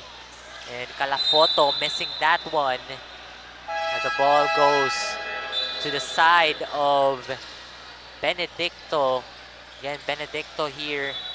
They've just outscored USC earlier, 6-0 run in the early minutes of the first quarter. Right now, a full court press here. Enriquez handling Sabroso.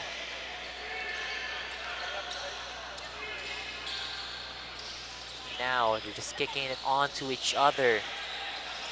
The Pines looking for an open man. Will pass it on to the baseline. Does not go in. USC, another chance here. And a foul by Sabroso in transition. Yeah. And the scoring has been slow for Benedicto so far. And enough of the action. Let us head on to our courtside reporter for more of that information. What do you have for us? Thank you so much, Terrence and David. The battle of speed and size. This is how the game is being delivered right now. And seeing how the hustle from Benedicto is controlling the game, it is still the question of how the baskets is getting made early into the game. Well, for the side of the Warriors, Coach Job really wanted the players to focus more in delivering every execution effectively. That's it right up from the courtside. Back to you guys.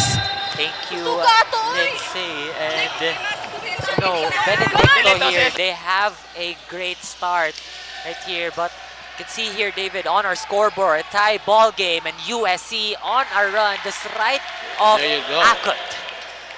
There you go. Now they have the lead. Benedicto. Will they tie the ball game? No, they won't. Yes, they will. No, they won't. They won't. This is a couple of missed shots. Now USC has the lead earlier after that fast break from 𝐂𝐿KE. They're planning to extend it here. Look at this kid right here. This is my favorite player right here. Yeah. Maglinte with that swag. He passes it back to 𝐂𝐿KE. 𝐂𝐿KE step back. Jumper. It's back iron. But it goes out of bounds. You know what I'm talking about. All those step back, jab step, step back faders. I mean, that's some street ball right there. Yeah, and you can definitely see that he has been playing a lot in that Filipino court, because that has been a signature move for us Filipinos. As Benedicto here, they're trying to go for another basket, but that is counted. Another tie ball game that we have here, 11-all. And USC on the other side. On the corner, 𝐂𝐿KE. Handoff after handoff here. 𝐂𝐿KE with that confidence. That three ball is in. And Emmanuel 𝐂𝐿KE is right on fire, David. Look at that form. I'm telling you. 𝐂𝐿KE right now, 7 points for the squad. That's half the points of what USC scored. Yes, definitely. And now, BC, they're not slowing down at any moment. They know how to find a perfect shot right here. But USC, 𝐂𝐿KE, they'll just pass the ball around here. Now Maglinte will release it right off the backboard for Kyle Maglinte of USC.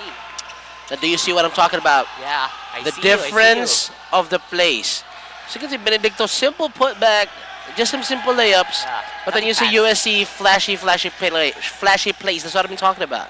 That guapo na Galawan, and DC here, they're just trying to get some shots up here. Nothing fancy for them. Yeah. But again, despite them not having any glitz and glamour on their plays, they're down by 3. USC, but again, Benedicto, which is a contender here, David. One could say that actually. Well, if you're a pure basketball fan, you would know that the Benedicto College Cheetahs is a contender, could contend for a title this season. There's definitely a lot of buzz going around for this team. Yeah. As they go for an inbound here with 10 seconds on the shot clock. 𝐂𝐄𝐒𝐃𝐅𝐈 tries to cut in down low, hand off. Will kick it. 3-ball. 𝐓𝐇𝐔𝐑𝐃𝐀𝐃 does not go in. A rebound by 𝐂𝐃𝐒𝐒𝐃.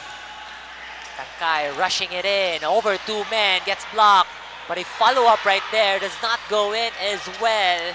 There was a follow-up, a rebound as well by Aureo. And now BC not wasting any time. 𝐂𝐄𝐒𝐃𝐃 gets fouled. 2 free throws. A trip to the line here for 𝐂𝐄𝐒𝐃 Jr. And you see 𝐂𝐃𝐒 in transition. If he just sees a little bit of an opening on that lane, he will take advantage of that. Exhibit A. Second, Aureo really missing that point-blank range of a shot. Yes. And you know, things like that will hurt you as a squad. Because that could have been a point. Like, should have been 2 points easy. Yeah, that was an easy one, mind you, because no one is guarding you. Exactly, You're not 2 people even, down. Yeah, 2 people just below you. They're Exactly. not in front of your face. And then even took his time there. And a little bit of teardrop action near the basket, but still could not convert. Again, the pressure is on in every game, no matter the lead is. And that is another foul. But that foul will go on towards BC. 𝐂𝐿𝐄𝐒𝐃 on the line for the Cheetahs. And USC here, again, they have the lead, David, 16-14. So have 1:17 left in the first quarter.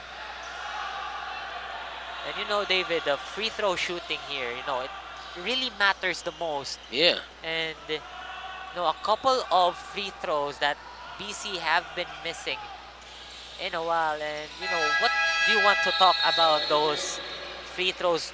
Like, even if it's just it's just a point. Yeah. I mean, like, for example, as a team, at the end of the ball game, you shot 34 free throws, and then you missed like 30 of it. You just made 4 points.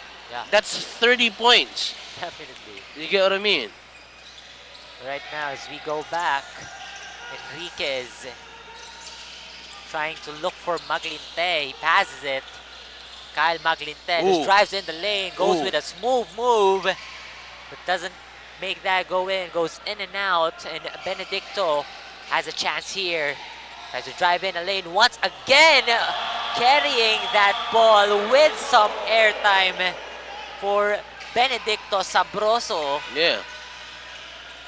And USC here looking for another way to score. 35 seconds on the game clock. Enriquez tries to drive in the lane inside the paint. Kicks it to 𝐂𝐃𝐒𝐃. Corner 3 does not go in. A rebound by Aureo. And a foul called right there on towards 𝐓𝐵INES. And right now, both teams so far equally challenged, but somehow at some point, probably like during the fourth quarter, probably, you know, one could walk away with the win easy, or it could be like a hard-fought battle. Just like the first game that we had earlier, it was a seesaw battle, as what I've said, between USPF and Ateneo. At the very end, Ateneo took the win despite the battles that they have against the Panthers. Yeah, that was a nail-biter for sure. Nail-biter. Right now, USC, they're now down by 1. But Aureo is on the line trying to make it even. Yes, he makes it even. 17 all. A substitution here. Bakunawa on the floor for the first time in this ball game for the Warriors. Now Benedicto has another chance here. Tie ball game on the first. Passing the ball around. Corner. Back at it again. Tries to go for that hang time finish, but it won't go in. But no, he has a trip on the line. 2 free throws for Benedicto. I said it once, I'm going to say it again. Ball movement has been superb. Yeah. Opening tip to now, Benedicto's ball movement is just so elite, you know, like once you make a pass, you make a cut, you get the ball back, you make another pass, you take a cut, and then somehow at some point between the lines, you just find the better shot. If I have a good shot and you have a better shot, we will go with that better shot. He will give that ball right up, right away. Yeah, there's levels to it, David, Exactly. and that's what Benedicto has in their mind. You know, just putting that, you know, that high percentage shot in them to make that basket. But right now, Benedicto, another basket just right off the board for the Cheetahs. They're trying for that last second shot, USC, and that does not go in. That is the end of our first quarter. 19-17 is our score. A 2-point lead established here by the Benedicto College Cheetahs, and we'll be right back as we enter the second quarter.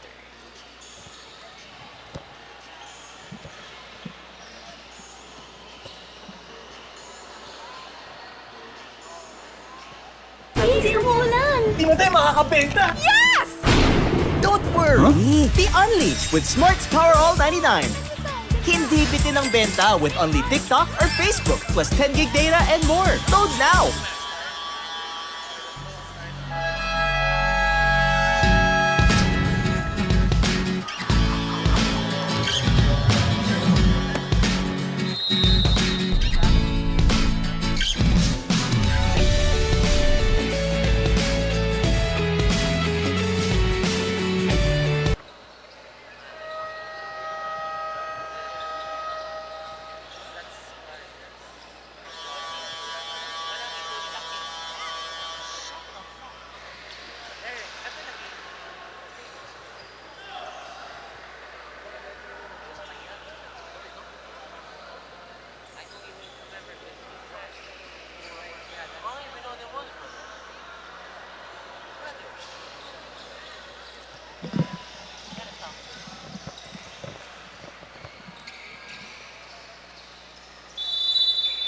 Right now, CESAFI fans, we are now on the second quarter. If you're just tuning in, welcome to the live stream. You're watching CESAFI Season 25 Men's Basketball in the College Division. Benedicto College versus the USC Warriors, 19-17. USC on a run here. And on the previous possession, you see that alley-oop attempt. That's what I've been saying. Definitely, but USC, again, as what you've said, bringing the swagger on the court, but 3 seconds right there on towards Bakunawa. And Bakunawa goes to the bench right away. Yeah. But Coach Paul didn't like that, but Calofoto also inside right now. Big man to big man switch right there for USC as Benedicto going to extend the lead here. 3 ball from the corner. That goes in to open up the second quarter care of 𝐂𝐄𝐒𝐿 Jr. Once again, great find that time at the corner, waiting to pull that trigger, makes it that time. USC, Enriquez tries to pass to the man, tries to pass it down low. Benedicto seems like they're in a hurry. Orgong tries to drive in the lane, put back right there, does not go in. Benedicto has the ball, gets stolen. Another sequence right here. Benedicto, they have the ball again. Orgong does not get it to go. A rebound by USC, loses it again. I don't know. Sabroso, 3 ball, it goes in. Back-to-back 3-pointers for the Benedicto College Cheetahs. And a timeout here called on by Coach Paul and the USC Warriors, 17-25. We'll be right back for a short break.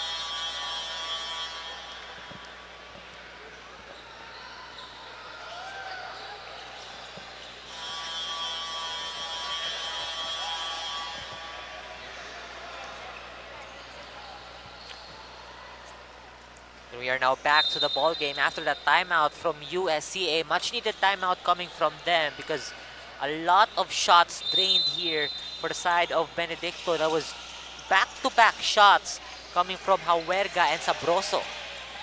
And Coach Paul didn't like what he was seeing so far, you know, late closeouts at the three-point line and some silly turnovers. Couldn't really secure any rebound at all. And there's going to be a foul called against Benedicto. And USC here, despite the turnovers that they got, it's about conversion, David. Okay. Yes, you have those possessions in you, but it doesn't matter if you can't sink those shots down. Exactly. As USC, 3-ball does not go in. It's wide open. Oh, that one a little bit smothered right there for Real Einer Oreo. Imagine if he didn't make that shot. Again. Yeah. That would be, that would leave Coach Paul stressing in the bench. I mean, he's already stressed, and that would, add more to it. Right now, Tolipas comes back for the Cheetahs. Definitely one of the key players for Benedicto. And with his presence on the floor right now, it could be a supporting, role right there as BC on the run here. USC trying to go for that defense in transition, but a foul called right there. And that is a foul on Oreo. That is second personal foul, and Babalcon on the line and will shoot 2.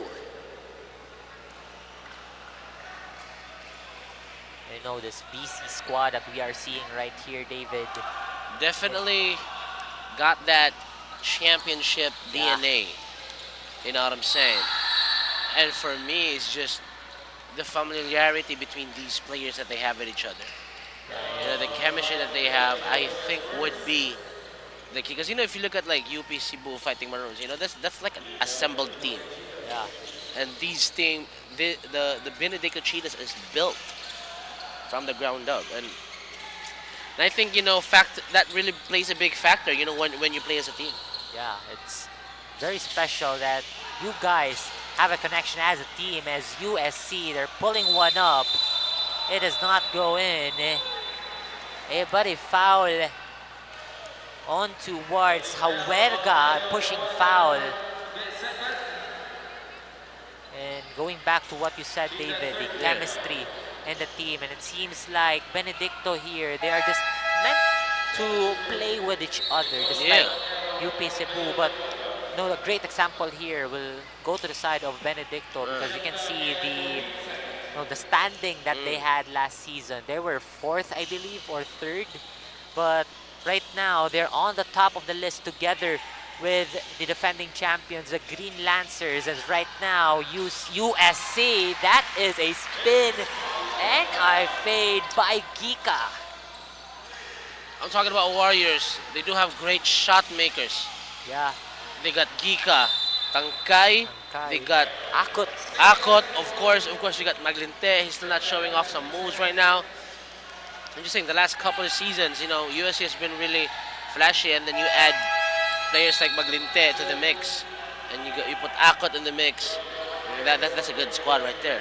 Yeah, they're literally a good squad on paper, but again, USC, with the record that they have as of the moment, it's just, it's not quite showing that they have a good roster right now. As USC, they go for that interception. Gika running down the lane will kick it, pass after pass. Calafoto down low towards Aureo. Calafoto sees Aureo, and the connection is on. And that's like a Benedicto-esque play. Yeah, they've stolen it a little bit. Four people involved. It took a page out of their playbook, as Orgong hardly misses that one. That was a tough miss from Orgong. And USC, as what you've said, they've scratched a page out of Benedicto's playbook earlier. But right now, they're trying to go for it again. As they drive in the lane, left hand does not go in. A rebound by Benedicto. They go on to the other side. Tulipas steps in. 3-point does not go in for him. A rebound by the Warriors. Now they're going for a run here. A little bit of interception by Benedicto. Maglinte kicks it to the corner. 3-ball is not going again for USC. And now Benedicto here, 1v1 on that fast break. Does not go in. Quite pressured on that transition. Look at those passes. Look at those passes.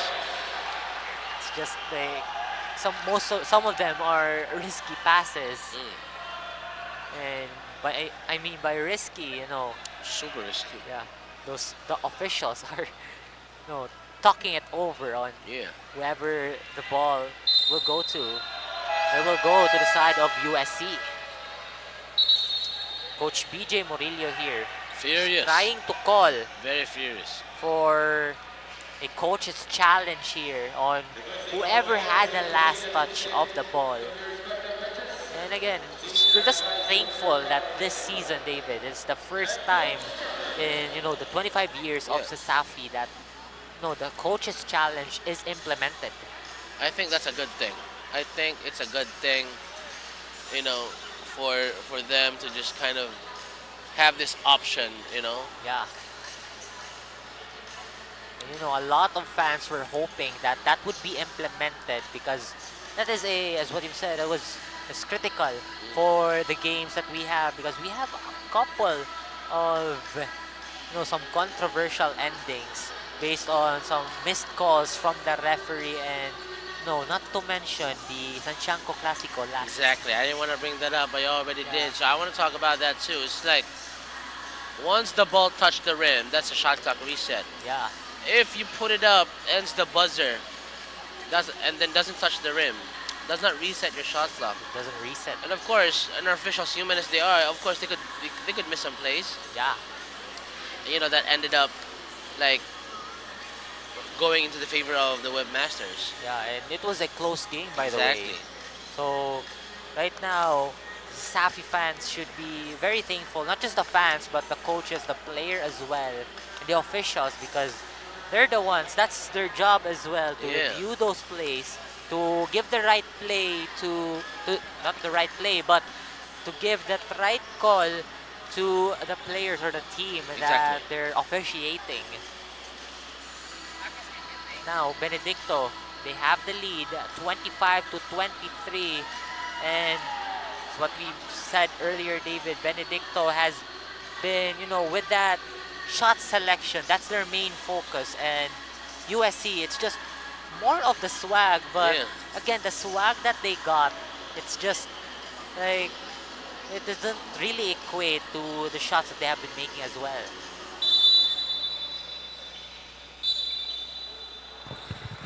After the review, Benedicto Chita's head coach challenge was unsuccessful. Ball remains with USC Warriors. Shot clock at 17 seconds. Challenge unsuccessful for Coach BJ Murillo. And he wanted to challenge that intercepted pass and saying that it wasn't Tulipas who touched it last. But then again, they stand corrected. Upon review, USC will regain possession.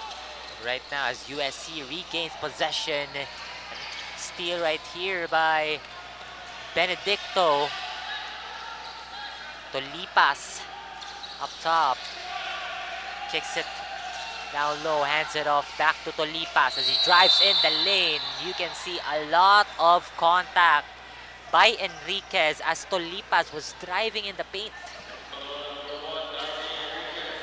I mean, Tulipas doesn't match have height compared to these players, but then he's just so wide. He's big-bodied. Yeah, the build that he got. Yeah, so he could really bully ball his way through inside the paint if he wants to. And also a lethal shooter as well. Definitely, and we'll see it right here as Benedicto has another chance. Diamante tries to drive in the lane, but Enriquez is seen with a foul right there. That was a reach and foul on towards Enriquez.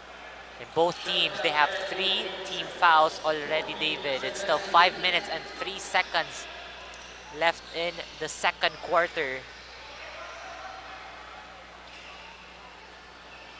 But, you know, USC, they're still fighting their way up. They're still trying to get that second win in their bracket. And Benedicto again. That was Tolipas, I believe. And, you know, things are heated up here a little bit. So right now, let us head on to our courtside reporter, Lindsay, for more of Insider Chica. Thank you so much, Terrence and David. Maglente being the highest scoring player from USC in the recent game is really showing the dominance here. Also, he is the one leading the team with the game placement and defense execution. Also, earlier on the game, Coach Paul reminded the players to be quick, especially on the fast break defense, and to minimize the long ball movements as those turnovers turn to steals and points for the Cheetahs. While on the other side of the court, the Cheetahs, even with the little threats coming from the Warriors, is really keeping a calm posture. Also, the big mans from Benedicto having a lot of foul trouble early on into this game is really getting an impact of them as they have only limited movements early into this first half. Back to you guys. Thank you for that report, Lindsay. And as you are right with that, USC really needs to be calm on those passes because those passes, just mishaps that they've got earlier that turns into turnovers. Yeah. And of course, on the opposing team who's receiving those turnovers will surely take advantage of that. Yeah. And USC. I mean, I've loved that play a while ago. Yeah, that steal and that little shot right there. You know what I'm saying? I mean, that's just the Benedicto brand of basketball that I've been seeing for the last 2 seasons. Definitely, and it's coming off from their big man as well. Exactly. One of their new big mans. And seems like Benedicto's primary focus here is more on the big man because most of them are dominant as well. You can see Orgong and Cañedo, I believe. All good passes, by the way. Yes. Also Caballero. Yeah.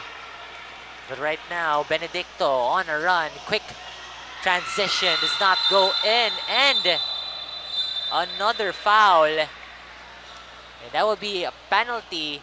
Both teams are now in penalty zone, David. 5 team fouls. And free throws will go here for the side of Benedicto. Substitutions here for USC. Calafoto back on the floor. And I thought Bakunawa is on the floor because that would be a scary duo in the interior. But then, you know, you compromise the speed. Yeah. And then you know, Benedicto has fast big men. Yeah. Who could handle like a guard. And you know, talking about like handling like a guard, you can see Orgong firing those threes. And you know how he's much, a double machine. Yeah. And also Huerga, I believe, is also a double machine for Benedicto. So it's something that most teams in CESAFI should look out for as a double team here by Benedicto. Passes it towards Tangkay in the paint. Does not go in, but is caught stepping out of the line. That is Babalcon. And the ball, the possession, goes to the side of the Warriors.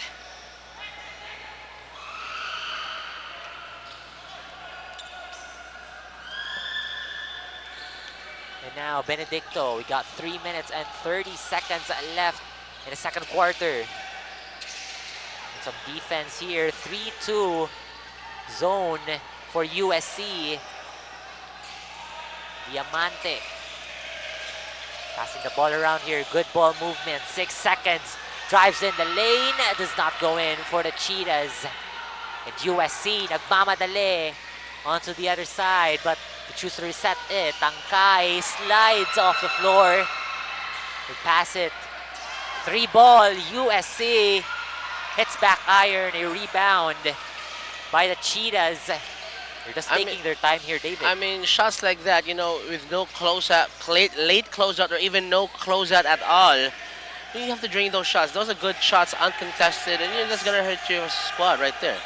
It's definitely, and again, it's the confidence sometimes. Exactly. Like when you're shooting. But Benedicto right now looking for some high percentage shot. And that does not go in. And great defense as well for the side of USC. And that's what I've been saying. Benedicto has been missing a series of shots, but then USC has not been converting to the other side. And you know, if they want to get this lead back, you know, they have to work. And now a timeout called here by the Benedicto College. It's 28-24. We are all still on our second quarter with 2 minutes and 27 seconds. We'll be right back after a short break.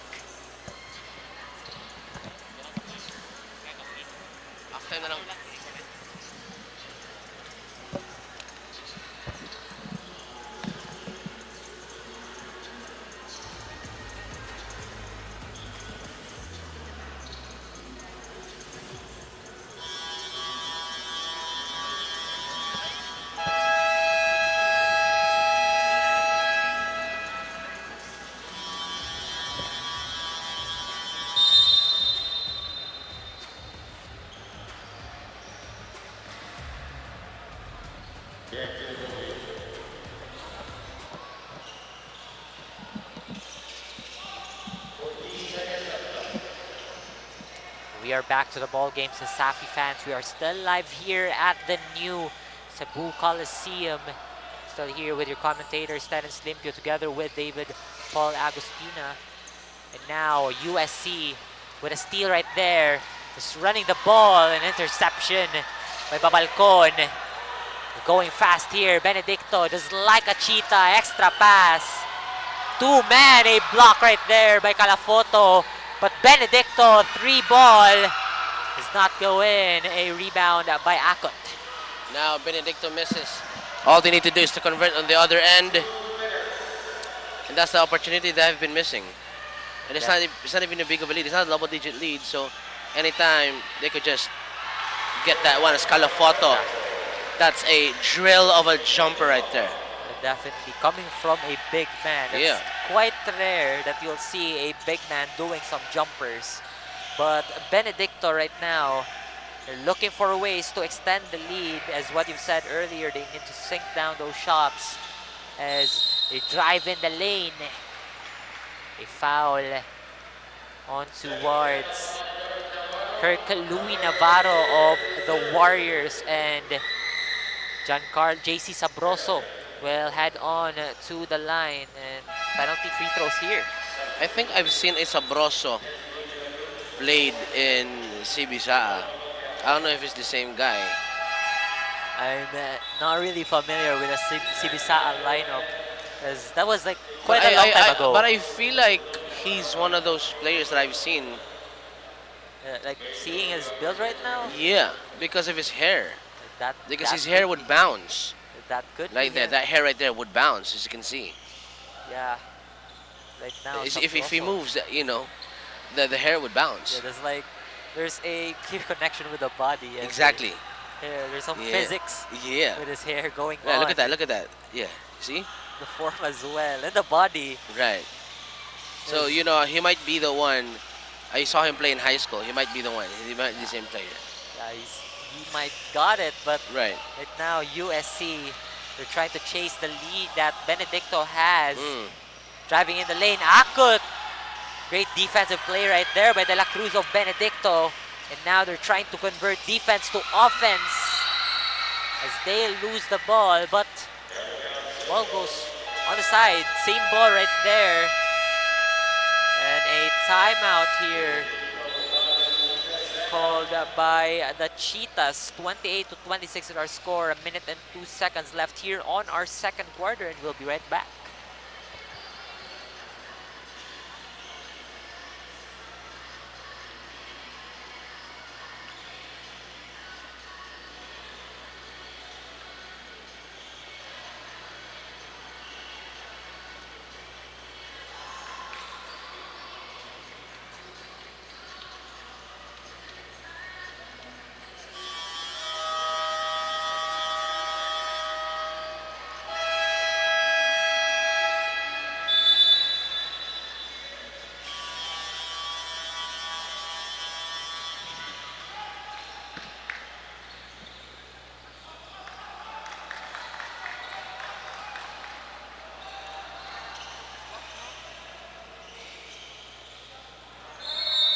are now back to the ball game. CESAFI fans, we are nearing the end of the first half here.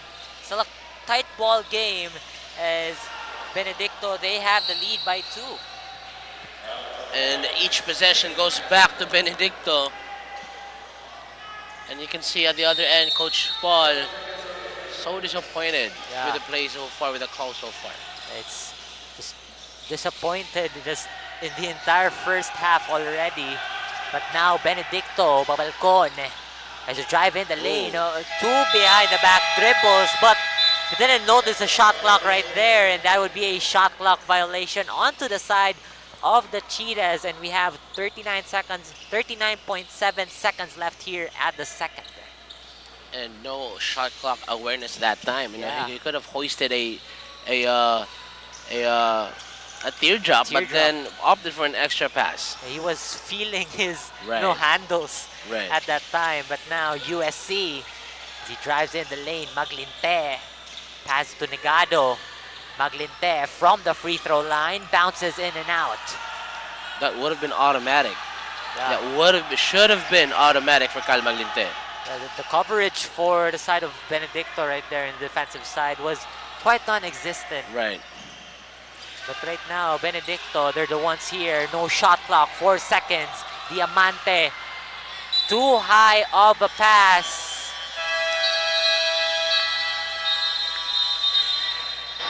And that was out of bounds for Benedicto. I believe there will be some time added because it seems like the officials down low not stop it. Yes, they review it, actually. It will be the officials, not the coaches. Yeah. Again, it's a shaky start for Benedicto here. And notably, they have the record that they have 3-0. It might go down to an upset if ever USC will get the win here. You can see some fans here at the Cebu Coliseum. They're quite enjoying the game that we have right now between the Warriors and the Cheetahs. But again, the officials here trying to check something out on the replay. Wanna see something. We gotta bring back the time here.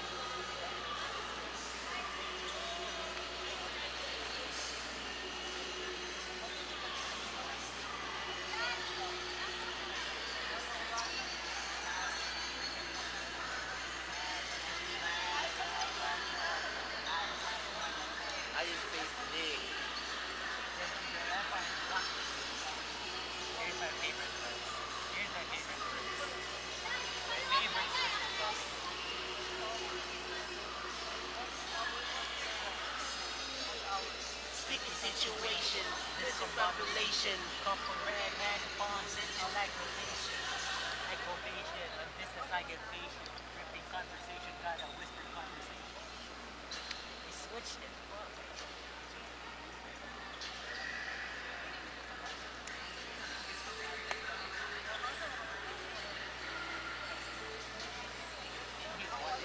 songs they play.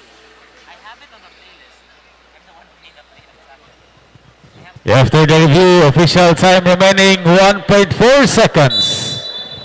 So basically, the Warriors has a chance to get the last shot, and they call for time here. Coach Paul wants to set things up. I think they want to end the half with the lead. Definitely. And Yeah. they got to draw up a quick one Exactly. here as, again, USC calling for a timeout. We got 1 second, 1.4 second left in this timeout. 28-26 is our score, and we'll be right back after the quick break.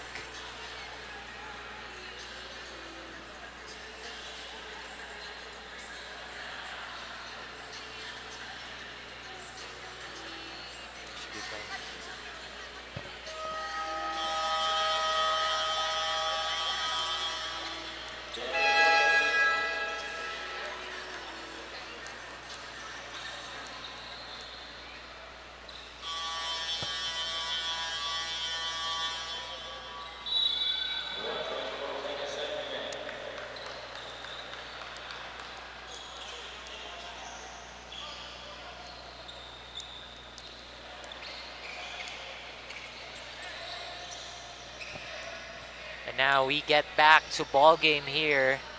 1 second here for the USC Warriors. And I'm excited to watch this play. Look at this play right here. Let's see it here. Quick one. It's back iron. Almost there. Little And that is the end of our first half and of our second quarter. 28-26 is our score. We'll be right back as we enter the third quarter.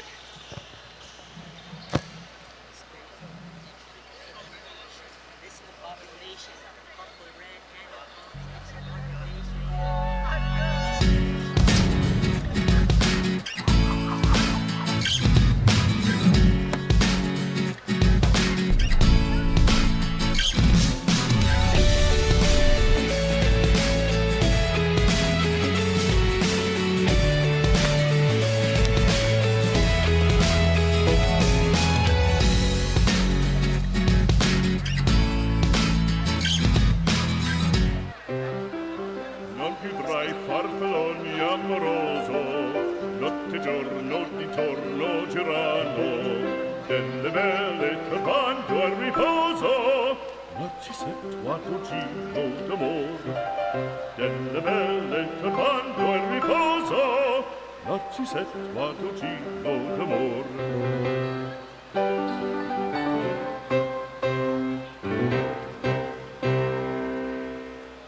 Every land is the same, but what we do with it separates a builder from a master.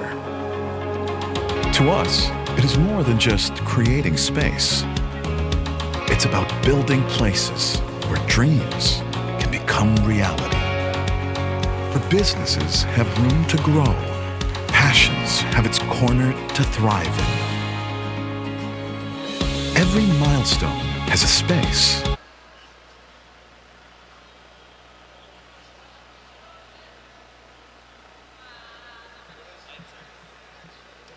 In Bogos City, claiming lives and properties. At exactly 10 p.m., the province was shaken like no other that continues to surround people with fears and trauma. The Cebu Schools Athletic Foundation Incorporated is one with all the Sugbuanons to mourn the lives taken away and everything that was lost. We send out the solidarity message that you are not alone, makaya nato ni.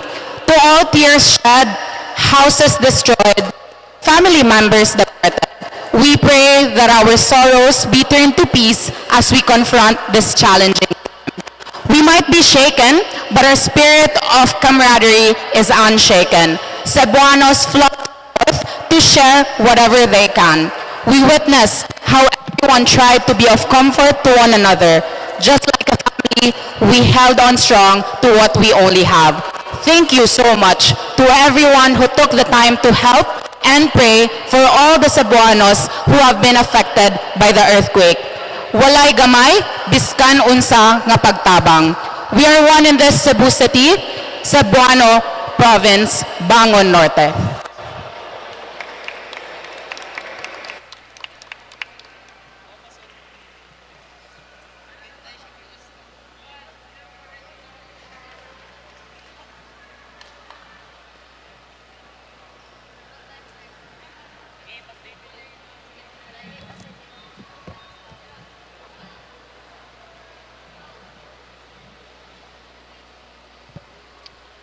And welcome back to CESAFI fans. We are now on our halftime stats. 28-26 is our score in favor of the Benedicto College Cheetahs. You know, both teams just on par here in terms of field goal percentage. 28% to 26% here on the side of USC. They are on the lead here, 28.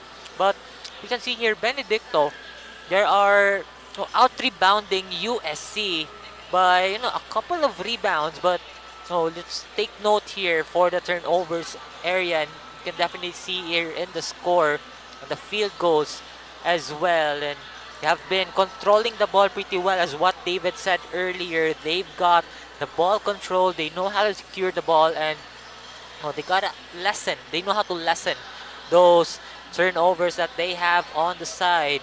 Again, most especially the bench points here, the participation of the bench in this ball game, mostly on the side of USC, but it's quite on par for both teams as they're trying to get another win here. As you can see as well, the leading scorers, Emmanuel Akut with 7 points right there. He has been shooting 50% in the field as well, doing pretty well for the USC as they snatch a win here against the Benedicto College, who is still the leading teams in this season. You can see Sabroso and Caballero leading the charge for the Cheetahs with 5 points apiece. And David, you didn't see a lot. We've seen a lot here for Emmanuel Akot of USC in the baseline area. What do you gotta say about his performance so far? I mean, like, he's been putting up those shots,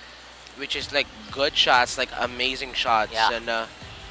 And you can see like the composure from Akot, but then the squad needs more than that. Yeah. The squad needs probably someone for them to carry all of them to just to win the ball game. And I know there's a lot of factors like or a lot of teammates that would help, because you got shot makers like Gika who can light it up from outside. You got players like Maglinte, you know what I'm saying? Like, so it's a mix of just like, it's a matter of who will take the lead.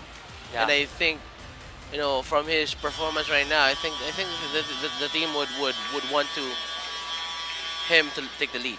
Yeah, it's definitely quite obvious that Akot is the one who's trying to step up for this Warriors team as they try to get back from that back-to-back loss in their past 2 games. As you can see here, a low-scoring quarter in the second quarter. Both teams have 9 points apiece, and that's way different from the first quarter, David. You can definitely see 17-19 here. There's a couple of points to start up the game.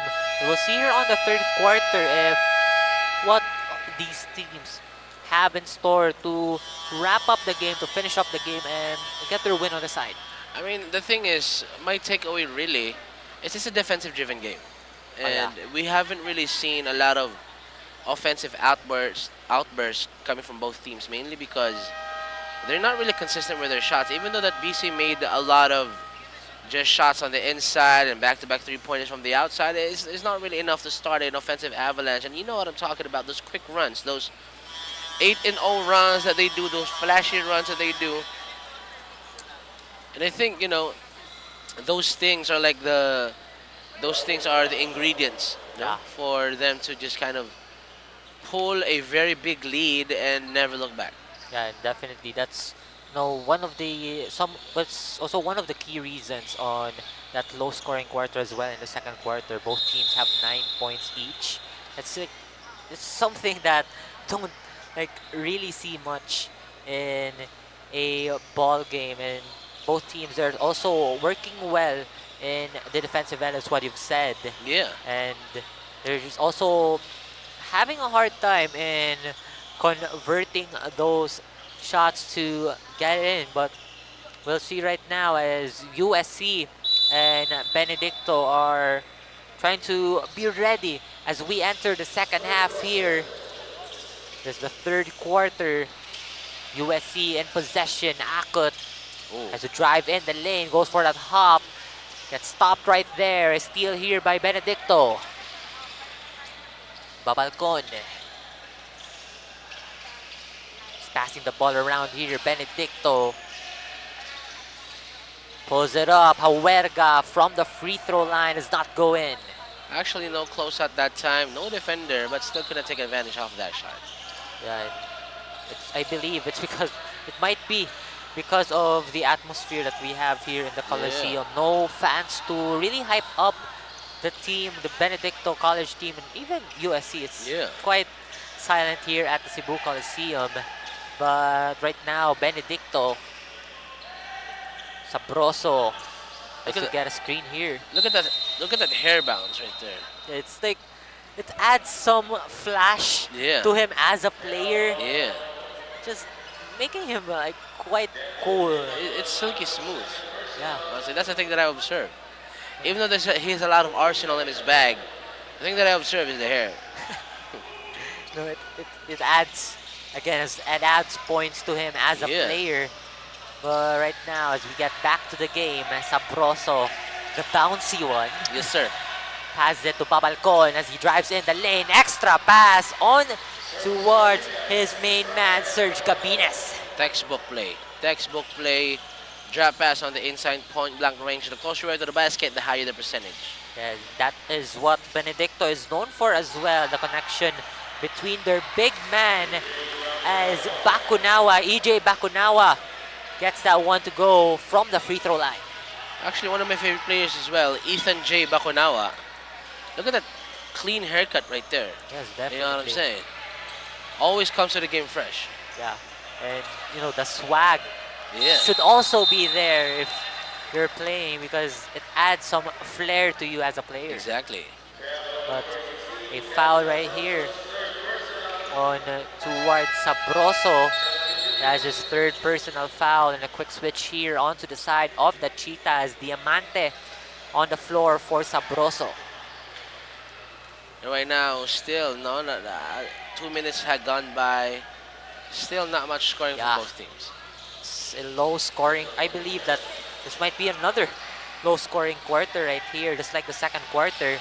But USC here, they're fighting for the ball, and a steal here by the Benedicto College. They are on a run. But a great defensive stop right there by Gika on towards transition. Also a missed opportunity. And I think that was already third time in this game where, you know, Benedicto would get a fast break. They end up losing. And then could not end up getting that bucket. But right now, it's still a shaky start for both teams. But a teardrop right there by Enriquez. But again, quite shaky here. And the ball game is all even, 30 all. And another steal here by USC. They're trying to go for that lead here. Goes for the spin move from the baseline. Look at that. Silky smooth on that fadeaway. And of course, that's my boy Gika right there. Yes. Doesn't go for a lay-in. Let me go out for a spin fadeaway jumper. Yes, and with that jumper coming from Gika, they now have the lead once again. It's a 2-point lead. As a 3 ball from Diamante does not go in. USC here on the other side. Avila, who is just saw him on the floor. He's got a violation already, a traveling violation for USC. That's something that should not, like, you should control as well. One could sense a momentum shift if they made a bucket after that play. Yeah, but you know, it's quite, again, it's I just don't feel the game right now because of how slow the start is here on the third quarter, but they're trying their best as players, of course. But now Benedicto, Diamante, long-range bomb. I knew that was off from where I'm from. Yeah, he's just overconfident. We got the best seats in the house. Yeah. So, you know, shots like that, you know, I could see if it's really way off from the moment I let go, the shooter's hand. Yeah, we got a perfect spot here at the stage area to check out some shots from the wing, from the corner as well, and from the top of the key. But now 32-30 is our score. We got 6 minutes and 25 seconds left in the third quarter. The Warriors has the ball. They're passing it around. Long-range shot from Maglinte. Does not go in. Hits front iron. Should have been automatic. I'm just saying, should have been automatic. It definitely is known for that, David. Yes, sir. And now, Benedicto. Pass after pass here. 𝐂𝐄𝐒𝐄𝐒, top of the key. 3, short. A rebound right there by Tolipas. Great follow-up from him. With the height he has the heart of a giant slayer. I mean, look at his body. Takes a bumps Maglinte, and then, that's Kain right there. Yeah, it's Kain, as what some ballers here in the Philippines would say. Right now, Benedicto with a steal. They're on a run here. They want the lead back onto their side. 𝐂𝐄𝐒𝐄𝐒 half spin. Decides to shoot it. Does not go in.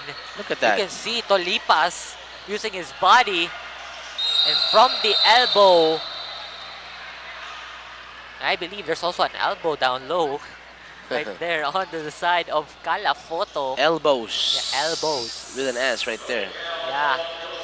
Emphasize on the S. Yeah. A shot from the elbow and an elbow by Calafoto. Yeah. So right now, Benedicto making a quick switch here. Another switch onto the side. Tonyakao back on the floor for the Cheetahs. Got 14 seconds to shoot. An interception right there by USC. Maglinte all alone on that finger roll finish. USC back on the lead. And BZ here, they also have one on their side. Care of 𝐂𝐂𝐒𝐿 answering back that transition bucket. This is what we're asking for. Yeah. The offensive avalanche coming from both teams. Here we go. Yeah, it's starting already here at the last 5 minutes of the third quarter. And a 3 ball from Avila does not go in. Calafoto will collect it as he's heavily guarded. And a offensive foul. Offensive foul right there by Calafoto as he cuts in the lane.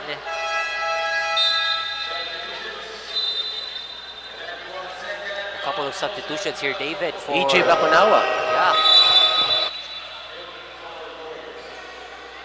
And Bakunawa now on the floor. As Benedicto here, they're passing the ball onto the other side. But as we go more of this ball game right now, let us head on to our courtside reporter, Lindsay, for some Insider Chica. What do you have for us? Thank you so much, Terrence and David. Nothing is really going on right now here on the court side, but instead let me give you a little fact from both teams. For the Benedicto side, 2 of the players on the court is still in the healing process after a consecutive injury from their previous game. These 2 players are namely 𝐿𝐒𝐒 and De La Cruz. Having these 2 players unable to give 100% performance into the game is a little problem that the Cheetahs can fix right now. Now for the side of the Warriors, another player is also injured, namely Buzon, who can't play for the team in today's game and possibly into the next game, is set to still be present in the Warriors game. Buzon, being in his last playing year, is a little relief to have the Warriors fight back with a fast-paced game coming from the Cheetahs. Let's see this game up into its end. Back to you guys. Thank you for that report, Lindsay. And as what she said, 2 players from Benedicto who are injured, but they're still playing on. That is De La Cruz and 𝐿𝐒𝐒, both big man of Benedicto. And talk about what happened, David. And as you can see right there, open at the opposite side of the wing.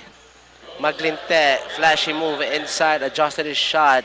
Yeah. And that's what I've been talking about. You know what I'm saying? I've always been saying that, early on, once he get it popping, he gonna go off. And to think about 𝐿𝐒𝐒 and De La Cruz, I think I saw De La Cruz checking in early in the game, but then didn't really get a lot of minutes because, it doesn't really affect them that much because they are a very, very share the ball oriented team. Like everyone is like has a role to play. Even though that 𝐿𝐒𝐒 is a double machine, but then you got players like Cabañero, Tolipas who can also take the lead.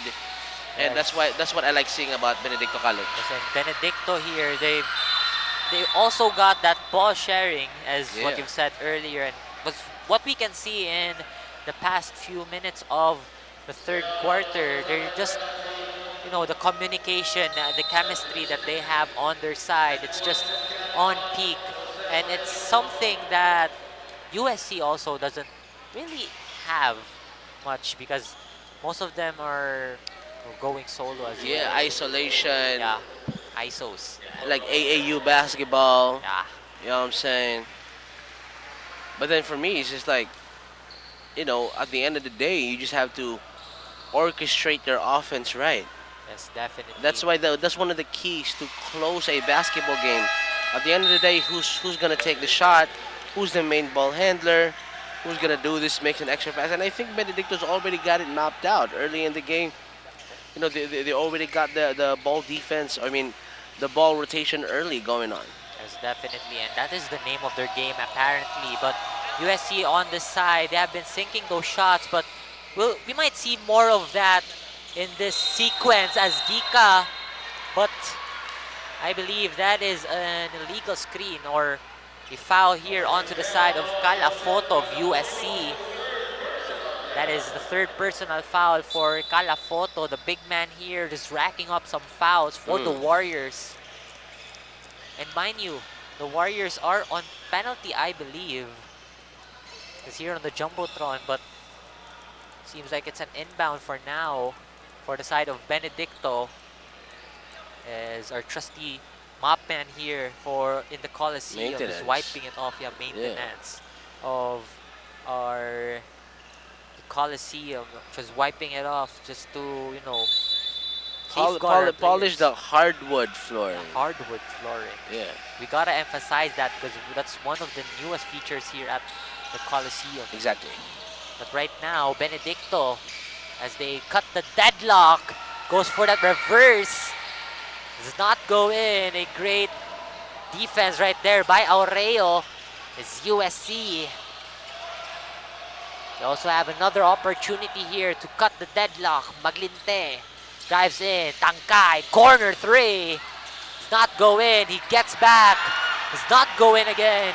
Two straight misses coming from him. And Benedicto here, they are on a run as well. Does not go in, but Babalcon will get the basket to go, and Benedicto back on the lead. And that's going to hurt you as a squad, because in the first initial shot inside, could not get it, but then the second chance points came. You just have to box out right. Yeah, definitely. And, awareness of the ball as well. Yes, sir. Getting back after that miss as Maglinte quite short on that mid-range. Now Babalcon carrying the ball. Pass it to Tolipas up top, calling for a screen, but he kicks it back to Babalcon. 10 seconds to shoot here. Tolipas, 3 ball, does not go in. Tolipas will grab it. Goes for a quick pass. 3-second violation. 3-second violation, caught sleeping in the paint area. And a substitution here for the side of the USC Warriors. Navarro is in for USC again.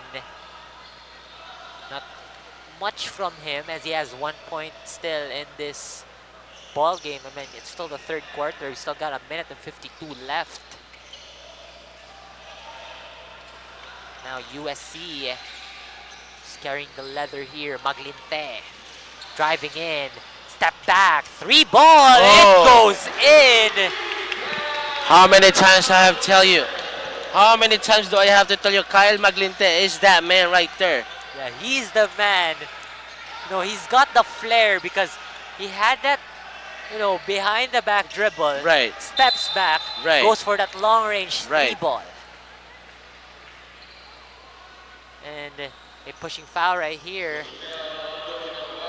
I mean, amazing move. Yeah, it's an amazing move. That's something spectacular. We're talking about flashiness. The level of flash. Yes, sir. Right there.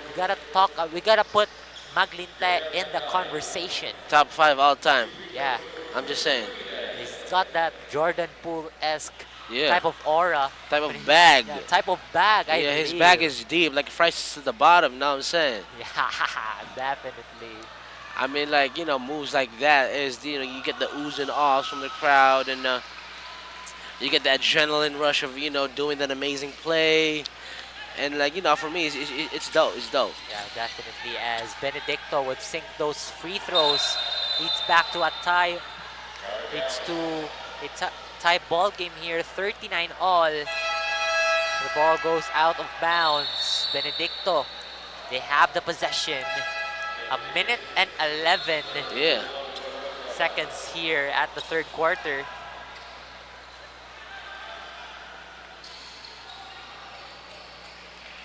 And Benedicto here as Calafoto going for that steal. But Cabanero saves it. Tolipas, quick pass onto the corner. 𝐂𝐄𝐒𝐿, 3-ball. Does not go in, but a foul. Came running to the bench area. It's Enriquez. You just can't believe it. Yeah, he can't believe it. And he had to go back to the bench. That is Enriquez's 4th personal foul. He's just 1 foul away. And now Tolipas on the line. We shoot free throws here. Those are penalty free throws coming from Benedicto.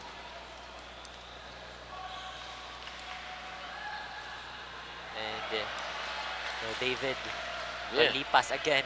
I mean, you gotta talk about his build. I know. As well. That's ridiculously good. Yeah. Look at that. He's got the Desmond Bain type of build. Desmond Bain for sure. Yeah. You take a bump off of him, you roll half court away. Like the height is... If I take a bump off of him, I will roll like the whole court. For real. Definitely. The build that he got right there. Yes, sir. USC has to go inside. Gika. Uh-oh. Almost a 2-man defense right there by BC.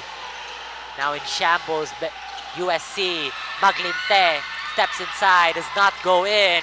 You can see that hustle on that rebound by Tolipas.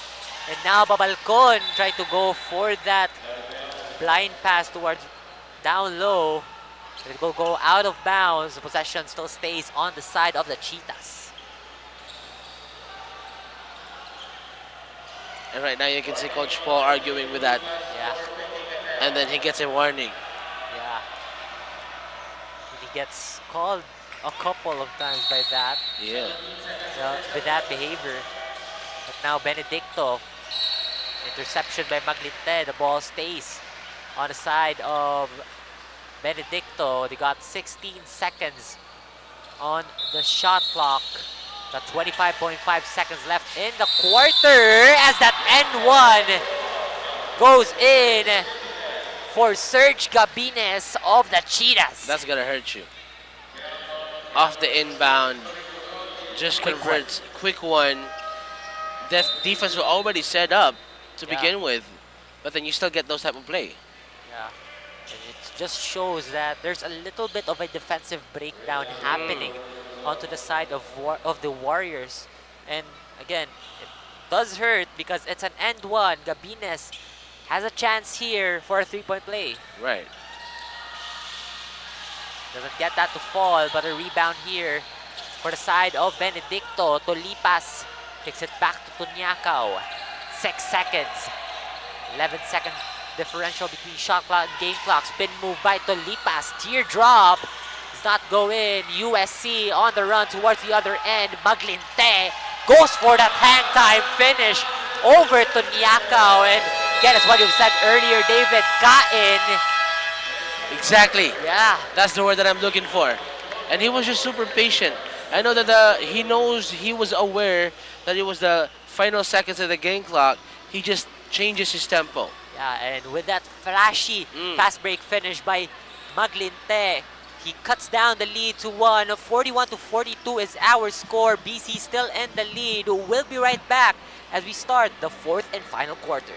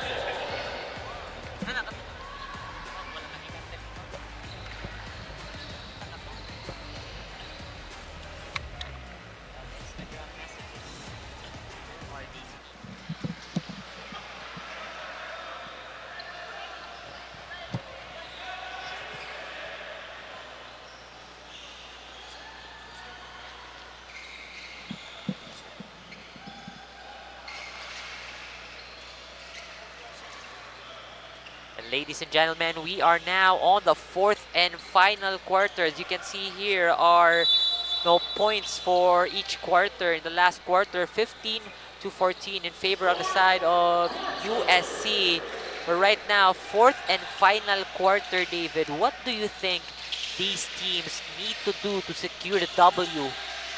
I think both teams are equally matched. It's just one player who's going to step up. It's a matter of who's going to step up. And as you can see right now, leading all scorers, we got Kyle Maglinte with 11 points.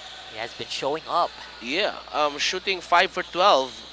But then again, you know, you have Gabines on the other end scoring 9 points, 2 points away from matching Maglinte's 11. But at the end of the day, who's going to step up offensively, I think, is going to have the edge. That team is going to have the edge. Yes, definitely. And again, during the third quarter, USC outscored Benedicto.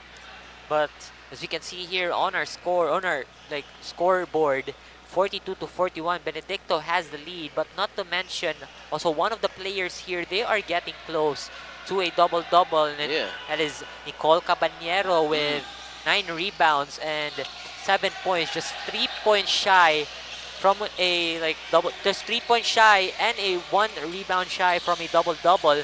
But as we get back to the ball game here, Benedicto, they have the ball 1 second on the shot clock, down low. Wow, what a great defense pressure right there. Coming from the Warriors. Even though that it wasn't, if they had 30 seconds on the shot clock, that play would have ended with Bakunawa blocking the shot. Yeah. So, you know, regardless of the buzzer sounding, Bakunawa was still there ready to block the shot. He was definitely heavy on that one because he has all eyes on the ball. As USC here, another step back, but he goes in. Maglinte from the baseline, won't go. Benedicto on a run. Babalcon kicks it to Tolipas, just wide open. But he was short on that shot. Still grabbed that miss. Babalcon driving. But a dive right there from USC's Tumabang. There will be a foul onto the side of Benedicto. There will be a foul on Cabanero, I believe.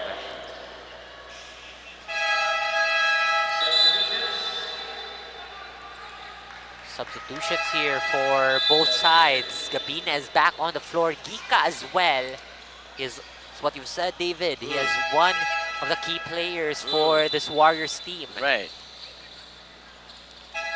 And I think once he gets some shots up, he get the momentum and he gets the shooter's touch, dangerous team. Yes, definitely. So you got some shooters on the floor right now. But USC here, they're aiming to get some shots up. Gika.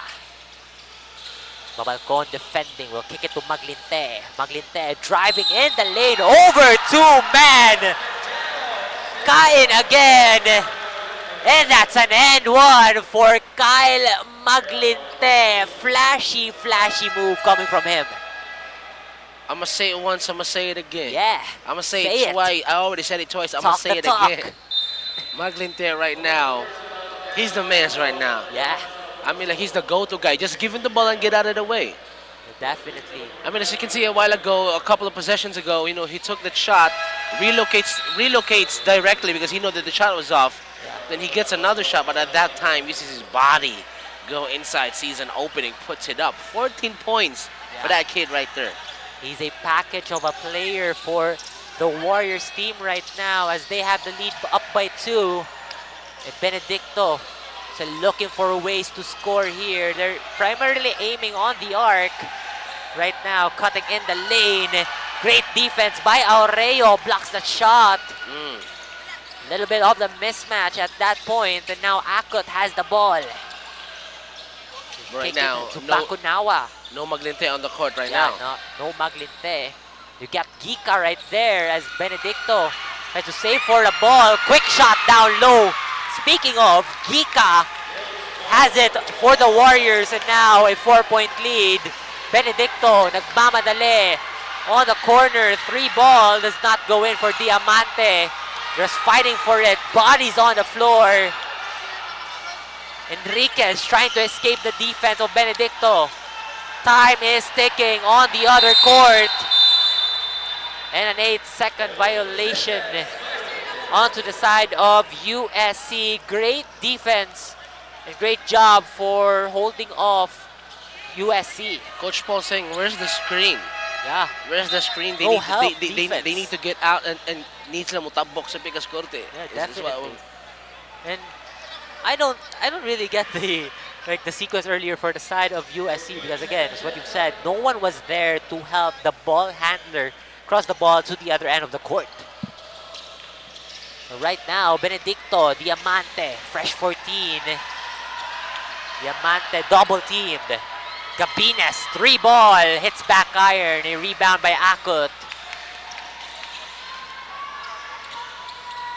Now Oreo hands it off to 𝐂𝐂𝐿. Hands it off again. 𝐂𝐂𝐿 tries to drive in the lane. Will pass it on to Gika. Traveling. And a traveling violation called on towards Gika. He was trying to talk it out with the referee, but you know, referee's decision is quite final if it's quite obvious. But right now, the main man, David, Yes, back sir. on the floor. Yes, sir. Yes, sir. Kyle Maglinte, Yes, sir. who has now currently has 14 points already. He's now back on the floor for USC. But now Benedicto passing the ball around.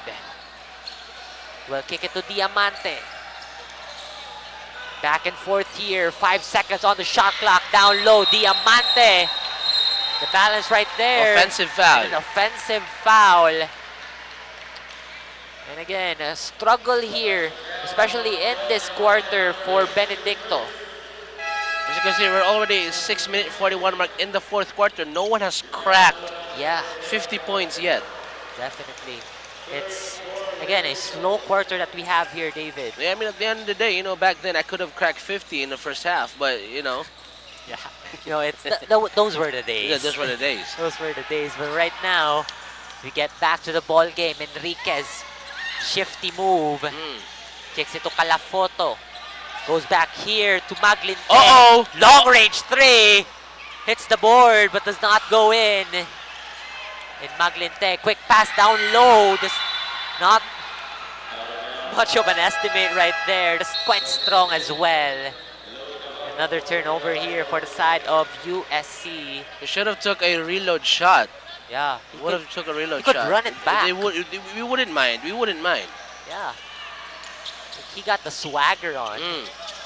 But right now, Benedicto, just cutting in the lane. Babalcon, right over Calafoto. Interception by the side of USC. And now Enriquez tries to cross off the other court. Almost lost the ball. Interception here by Benedicto.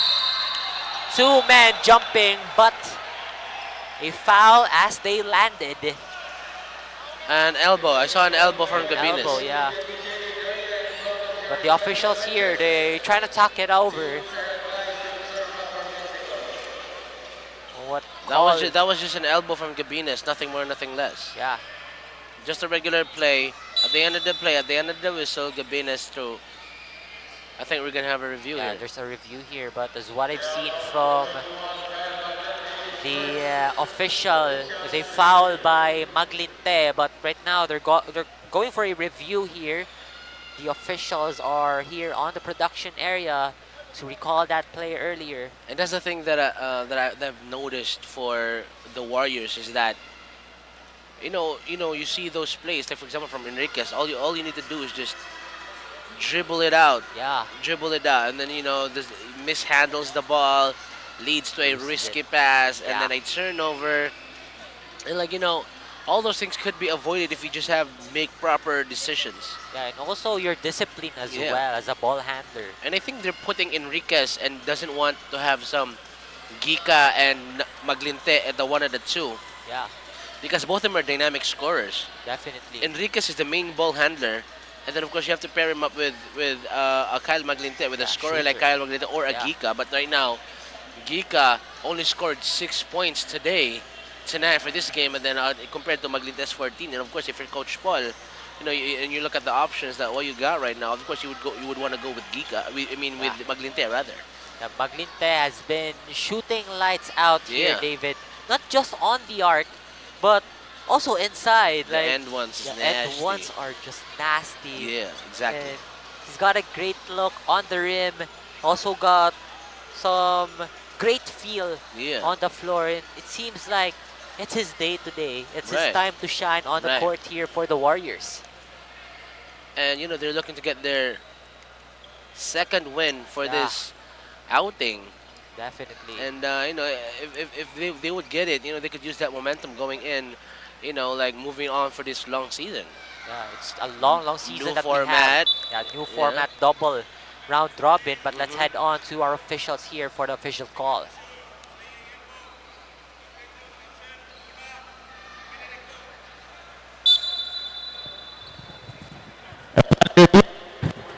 The personal foul on Kyle Maglante was upgraded to an unsportsmanlike foul. That is first personal foul on Kyle Maglante. And there you have it. That's the official's call right And there. sportsmanlike foul on number 28, Serge Gabinas. That's third foul on Serge Gabinas. That's just two unsportsmanlike foul. I think it's for only each personal foul for Maglinte. Oh yeah, for Maglinte. One personal foul. Yeah, And then unsportsmanlike because Gabines threw an elbow. yeah. And that's also a tough one for USC as well, knowing that one of your key players are, they had a foul call, but it's quite good as well that it's his first personal. Because you can see here, Enriquez and Navarro is one foul away from being out of the floor, but they're being subbed off here. And now Benedicto inbounding. Gabines hands it off. Trying to go for the double screen. Cuts in the lane, Sabroso. Top of the key, Huerga, 3 ball is not go in. Rebound by Benedicto. We're trying to get that foul on their side. And that will be a trip on the free throw line for Benedicto College's Bulan. And as they try to chase the lead here established by USC, Yeah. so they gotta knock down those shots, David, on the free throw line. And right now, there's no room for error if you're Benedicto from here on out. 5 minutes and 26 until the final buzzer. Yeah. Exhibit A, you don't have to do that. You don't have time to just miss those free throw shots. Definitely. 4-point lead, less than 50 score. It's a low scoring game. But then every bucket matters. It doesn't matter how low both of y'all score is. As long as you outscore your opponent, you're good. Yeah, and also the rebounding department as well. That's also quite crucial. But again, this basketball is a point game. You Exactly. gotta get the most points in order to win the game. So it's just how well you sink those shots in. And that's what USC had in the halftime. They led in terms of field goal percentage. Right now, USC, Gika, trying to cut in. 6 seconds on the shot clock. Benedicto has the ball. Tolipas up top. Maglinte guarding. Takes it to Huerga. Goes to Gabines. Back to Tolipas with 5 seconds on the shot clock. Goes for that teardrop. I believe that is an offensive foul.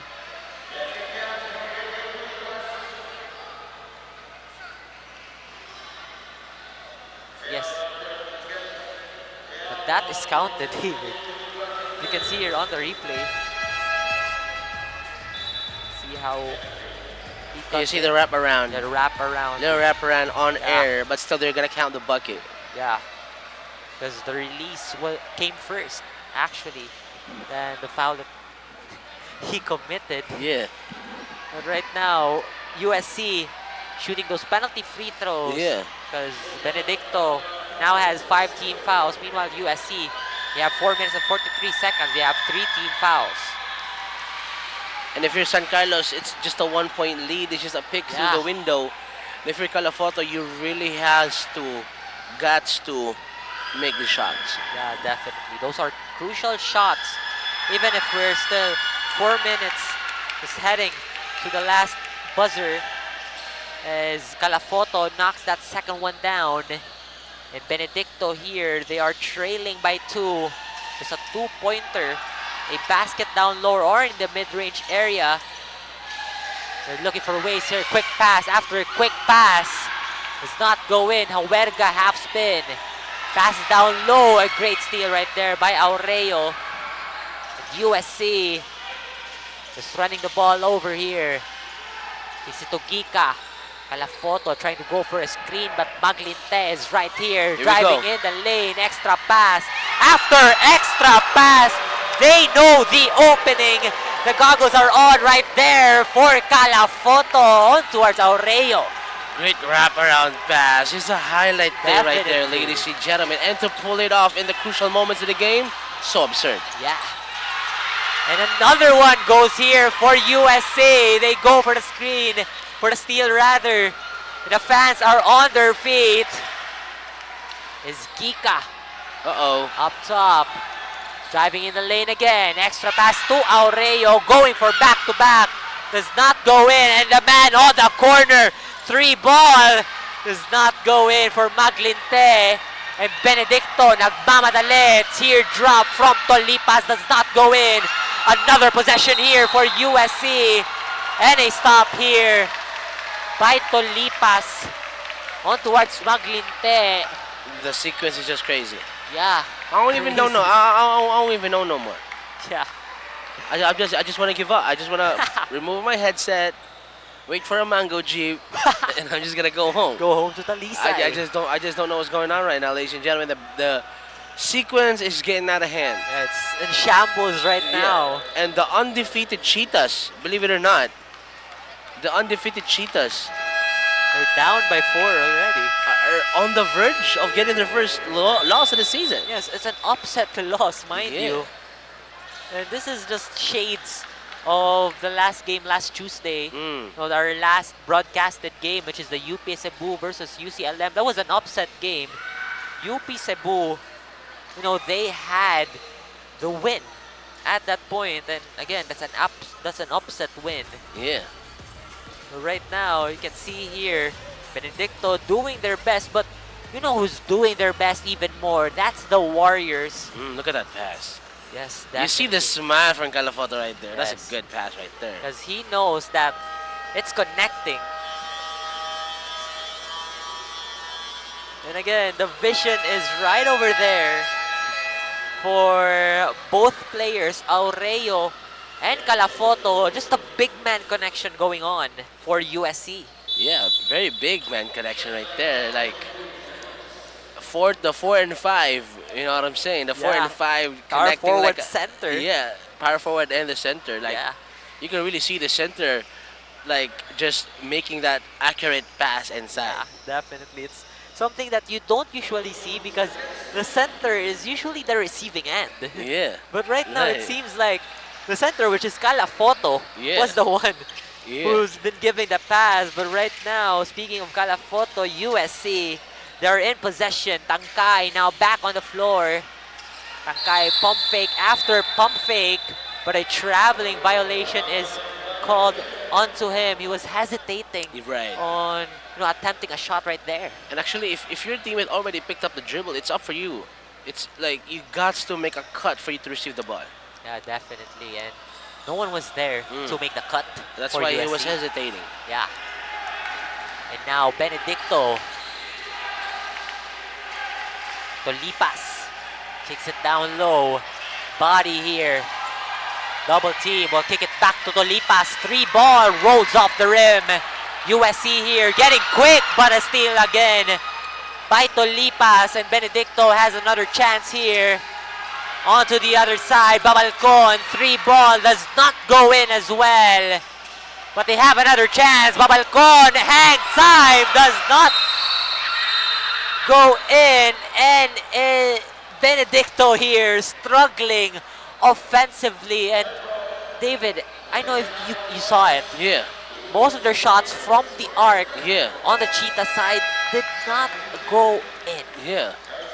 And the thing about it is that this is what I'm talking about San Carlos basketball. It's just that in those moments, as you can see, that would have been an easy, like, if they could just set the play up, but then Tangkai just throws the ball for a risky pass. Yeah, definitely. And those are the components of just kind of like not really closing out these games. You know, in the final minutes, you have the lead, you have to be composed. Tangkai just threw the ball, very, very risky pass, and right now they do have the possession, but you know, those could have been avoided if they could just have been patient with it. They have the lead. It's a 4-point lead. 2 minutes 21. They don't have to rush. Yeah, definitely. And you know, with the possession back on their hands, you know, you can't afford to make the same mistakes all over again. But a foul right there. Right. Called on towards Tolipas. Actually, that's really a foul. I don't get why he's complaining. Yeah. Because actually, he held the player like this. He made the same thing, you know, earlier as he was making the layup. Right. Just has a habit of wrapping around his arms around defenders. Right now, Tolipas has 4 personal fouls. Again, 1 foul away from being held off the court. 1 foul away. I'm graduate. Yeah, graduate. Graduate. We just say it in, you know, Yeah. our own language. But then right now, shooting on the line, it's just super important for Enriquez to get these shots off as in and out right there. Would have sealed the game though. Definitely. If he went 2 for 2 right there, he would have sealed the game. Yeah, but look at the time, David. Still 2 minutes and 15 seconds. And, you know, BC could spark up anytime knowing that they are the superior team against USC. They might pull a big upset here, but the thing is, right now, nothing is really falling for Benedicto. And you might not believe me when I say they are the ones under pressure right now. The undefeated championship contender, Benedicto College Cheetahs, is on the verge of getting upsetted by USC Warriors. No, and it's like the game yesterday between Ateneo and UP. Ateneo in UAAP has like 4 wins in their tally, but you know, that was a shocker right there by UP in Manila as they pulled off the win, and then UP handed Ateneo their first loss. So this might be some shades of that game that happened yesterday in UAAP. So you can see USPF in the house. Yeah. Watching these games, and I also have seen players from the Webmasters. Definitely, they're enjoying this game that we have right now. Yeah. USC Warriors versus Benedicto College Cheetahs, 49-45, 4-point game. And I think it could have been an easy 6-point game if Enriquez really made those free throws. And that's what I've been saying. Like in this, like from the 5-minute mark of the 4th quarter, I'm saying both teams has to get those free throws and avoid those silly turnovers for them to come out on top, because this is a very, very well equally matched team right now. Definitely, and you know, every move counts here. Every move matters in this last 2 minutes and 12 seconds of the ball game as Benedicto College in possession. Double teamed right there. A successful defense coming from the Warriors as they bring it to the other end of the court. Enriquez waving it off. We are now in crunch time minutes. USC with a 4-point lead. Maglinte, quick pass towards Enriquez. 5 seconds on the shot clock. Kicks it to the corner. 3 ball. Does not go in for Gika. But they have the ball on their side. Again, a steal here by Tolipas. Tolipas with a fake. And that basket is in. Cuts down the lead to 2. And great defensive pressure right there. Yeah. From Tolipas, and converts on the other end. And now, Maglinte. Guarded by Diamante. Behind the back. Pulls it up from the elbow. Hits back iron. Now Rayo with a rebound, but Tolipas strips it off his hand. Benedicto. Gabines stops. Pass it to Tolipas. Screen here by Gabines. But Tolipas will not use it. Heartbeats over in this arena. There's an interception here by USC. Have the ball once again, but they are slowing down here. They have to. Enriquez stopping. Si Scala Photo goes back to Enriquez. 10 seconds on the shot clock. Slowing it down here. They want some slow cook plays as he drops it off to Aurelio. Aurelio, Gika just did not release it on time.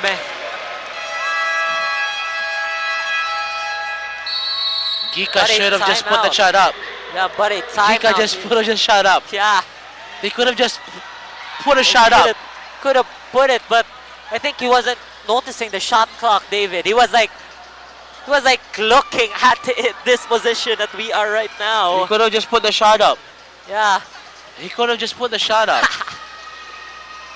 Instead, he make an extra pass inside. No more time at the shot clock. Yeah, he had to. No contest. Yeah. Gika. He's wide open on that one. Who shot the game-winning shot at the All-Star game 2 seasons ago. Yeah. Same Gika. Definitely. Same Gika. Pass that shot up. Extra pass inside the Calafoto. Shot clock violation. Now, it's a 2-point ball game. 28 seconds on the game clock.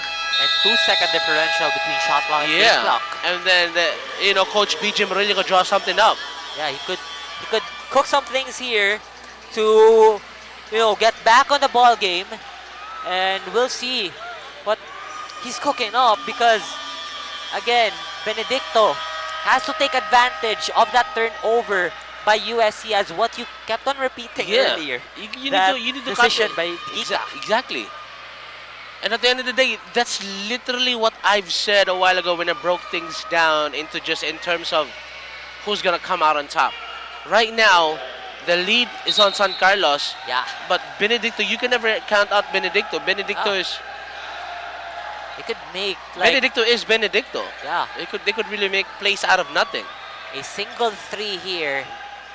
Change everything for Benedicto. They could have the lead. Yeah. Again, that's just a 1-point lead. A bucket here by USC. Yeah. Could, change the lead to change the game again. Back on their side, but right now, Benedicto, they are in possession. 14 seconds on the shot clock. Now on the corner, Tolipas. Uses the screen off Cabines. Tolipas, quick 3. Hits back iron, a rebound by Gika. Down on the floor right there. Bodies on the floor. For USC and Benedicto. And it would be BC basketball. 14.5 seconds left on the game clock. 10 seconds on the shot clock. 4.5 seconds differential between shot clock and game clock. Absurd sequence. Yeah, Come definitely. on now. Come on. Another nail biter of the game. Got like... Just like the last game. Like we talking like back-to-back nail biter games. Right. And this is just a crazy day. On a random day, you get 2 nail biting games. Yeah. We had USPF versus Ateneo earlier in the high school division. And right now you can see here USC and Benedicto in the college division. And mind you, the lead that we have right now, the score that we have right now, 49 to 47. Just a 2-point lead with 14.5 seconds left on the game clock.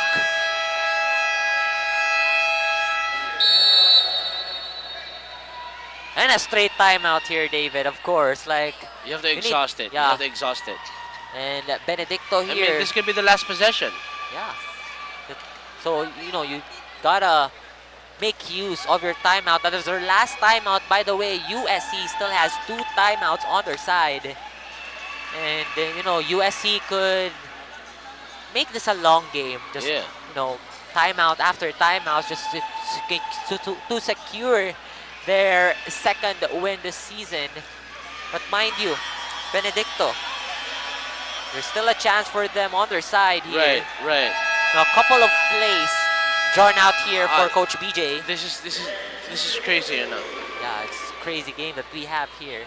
Because a lot of people thought that it'll be on the side of BC. Right.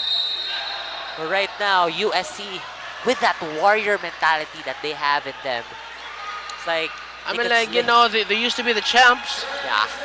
You know what I'm saying? Like, It was sneak one right there, the a whole long, history. long time ago. 2016, 2015. Yeah.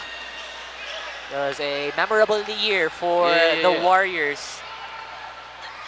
And right now with Benedicto being a new team here, like they've just joined 2 seasons ago.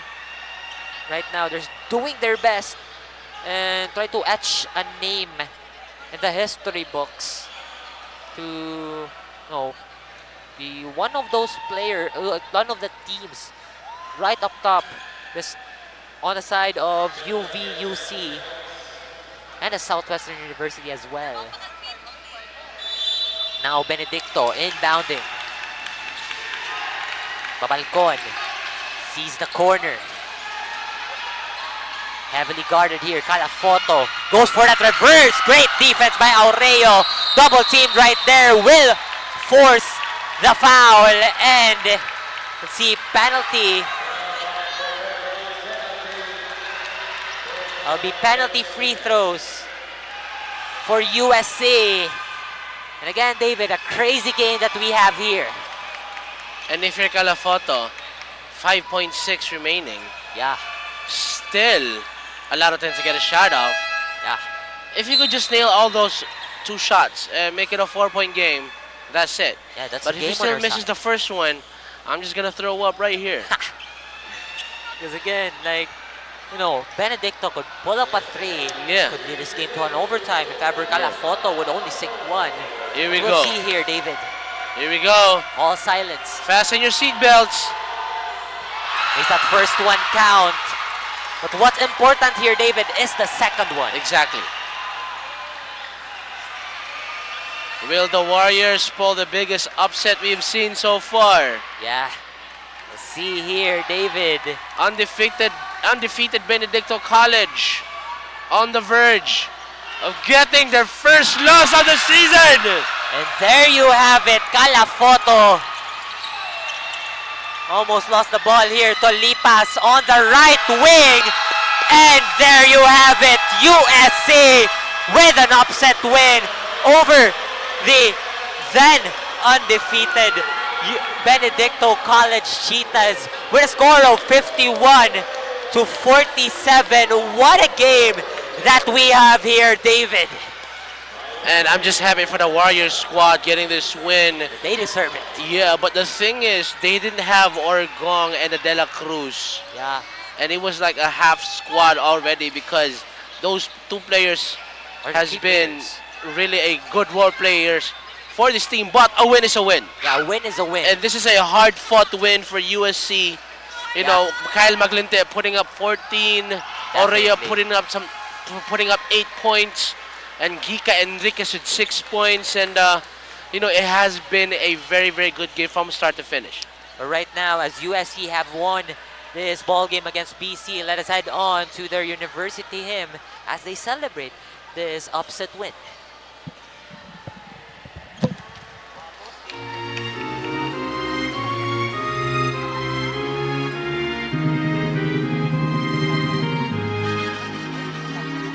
To USC we sing, our song shall always ring. You who set the mind of steel over learning and our alma mater dear, we pledge our love sincere. Firm do we stand and true, glory to God, to man and you. We acknowledge strength and love, and Lord, our Lord above. To God we shout our song of praise, to Him our voice we raise. Glory to lead us to the Lord, be now, forever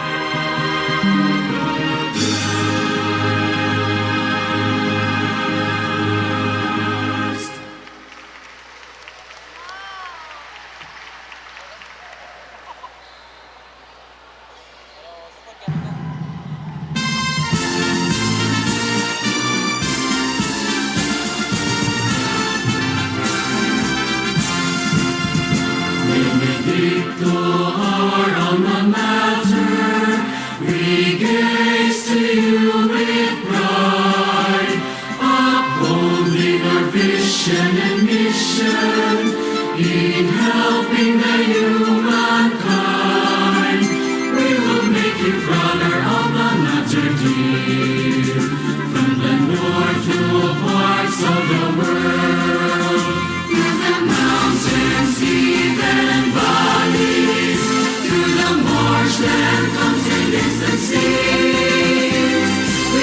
is our shelter, alma mater dear. We can face all these challenges with grace. Stunning airways, mud-made highways, we transcend any wonders within. We will make you proud, our alma mater dear. You're the fortress and the source of our strength. We will make you proud, our alma mater dear. You're the home of the clear, sweet peace.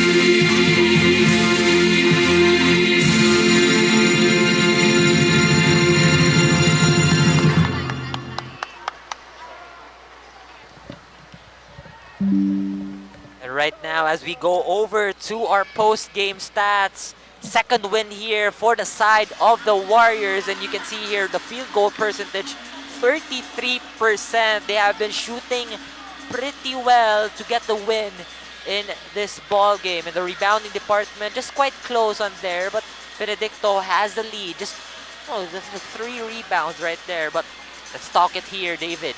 Bench points, 33 points, just scoring the bench of the Cheetahs. But the turnovers here, 30 turnovers. But you know what's the turnovers if you can shoot pretty well with those 33%? And then you need to think that Kyle Maglinte is the player of the game, and he came off the bench. So 14 of those 33 came from Kyle Maglinte. And this is what I've been saying. If you're really an equally matched team, and you really literally ask me, what does it take for them to, who's going to pull out on top, who's going to come out on top? Yeah. I said that it depends on who's going to step up. Yeah. And in this case, and in this game, it was the bench for San Carlos who really stepped up and saved the day. You know, I'm not saying that the starters couldn't get it done. They're starters for a reason. But somehow this game, everything just worked for the bench. They had a better game. Everybody has an off night. But tonight, it was the bench who became heroes for the Warriors. And mind you, David, Maglinte came off the bench. Yes, sir. And he's the spotlight right now in this ball game. And he's a clear player of the game right now. Yes, sir. Yes, sir. With 14 points in his name. Yes, sir. Has been working his way to the top of this ball game as they defeat again, as what I've said earlier, the undefeated back then. But right now, used to be undefeated. Used to be undefeated. That's a term right there. Yeah. But yeah, that's great effort for the side of BC as well, David. As you know, they have that mentality on their side. They weren't like, they're not giving up even if they had that still a 2-point lead, a manageable lead that they're trying to catch up. But again, you lose 2 of your key players, Orgong and De La Cruz, and again, those key players that you have right there, those are your big men, and again, the defense is compromised on that, on that area. I mean, at one point, Benedicto really struggled to find a shot at the last 5 minutes of the ball game. Definitely, and again, those free throws as well synced in for the side of USC, but a couple of shots here going for USC right now. But enough of the game. It has been Terence Limpio. Together with me is David Paul Aguspina. Let us head on to our courtside reporter Lindsay for our player of the game. Magandang gabi sa aming fans. I am Lindsay Dennison, and we just finished the collegiate game for today between the BC Cheetahs versus the USC Warriors, and I am joined here with our best player of the ball game, Kyle Maglinte, with 14 points, 2 rebounds, 1 assist, and 3 steals. First and foremost, congratulations sa inyong dawag today. It was a really tough game for you guys, especially nga kuwang mo mga players. Can you share with us how does this win feel like? Una sa tanan, pasalamat mi sa ni God kay iyang gihatag na mo ang kadaugan og ang na-feel na mo karon nga game kay thankful kayo kay amo jud ning gi-preparan ba para dili na mi mabot og 3-0 ay 1-3 ba kay lisod kayo amo jud gi pangandaman sa among court. Okay, now in your previous game, Kyle, ikaw may highest scoring player, and now you're still the highest scoring player. Coming from that lose streak in your recent game, can you tell us what were the few adjustments kanyang gibuhat for you guys to be ready in your game today against the BC Cheetahs? Amo rang gisunod ang gisulti sa mong coach o gipaninguha gyud namo nga madaog mi karon. Kay ganahan jud kami madaog para dili mi mapareha last year nga behind kami ba. Okay, lastly, do you want to give a shout out or thank anyone nga pero may nagsuporta nimo? Shout out ko ni God, thankful kami and sa among mga boss, sa among mama dito, shout out and sa among uyab dito sa balay. Okay, thank you so much, Kyle. Now, let me give a thank to the people and companies supporting Season 25 here in CESAFI. First of all, Virginia Basta Hotdog, Virginia Cebu Landmaster, We Build You in Mind, Molten and Mikasa, the official game ball of CESAFI, Crying Lab, the official merchandise partner of CESAFI, Kick Our Ways, Our Rules, Puso P, Your Game, Your Community, and lastly, PLDT Home and Smart Communication, bringing you the strongest connection to your home and beyond. Once again, thank you so much for supporting CESAFI Season 25. And once again, this is Lindsay Denison and Cal Maglinte, your best player of the ball game. Every land is the same, but what we do with it separates a builder from a master. To us, it is more than just creating space.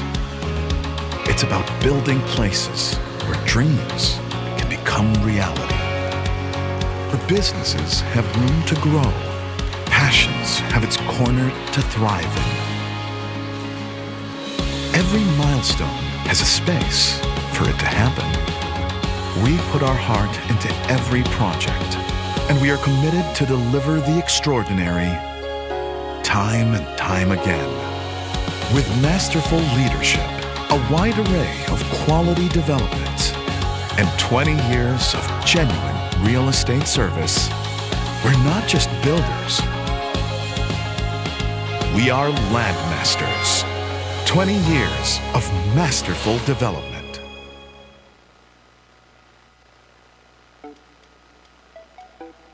Wow! Sumakses dahil abot kaya? Uy! Sumakses dahil walang arte! Wow! Sumakses dahil walang tigil! With PLDT Home Fiber Prepaid, sumakses din ako! Mag-Fiber Prepaid na!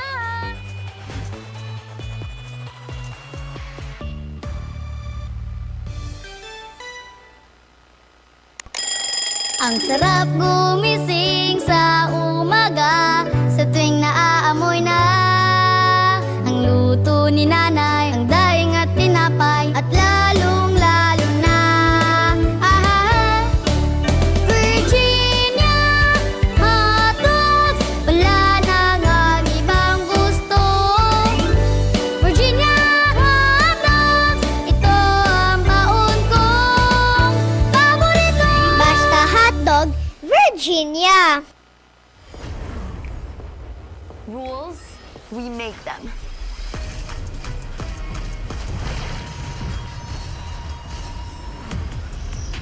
Limits, we go beyond them. One size fits all? Hard pass. Introducing a groundbreaking DigiFlex mobile experience. Kick Mobile. Download the Kick app, choose your number, activate the eSIM,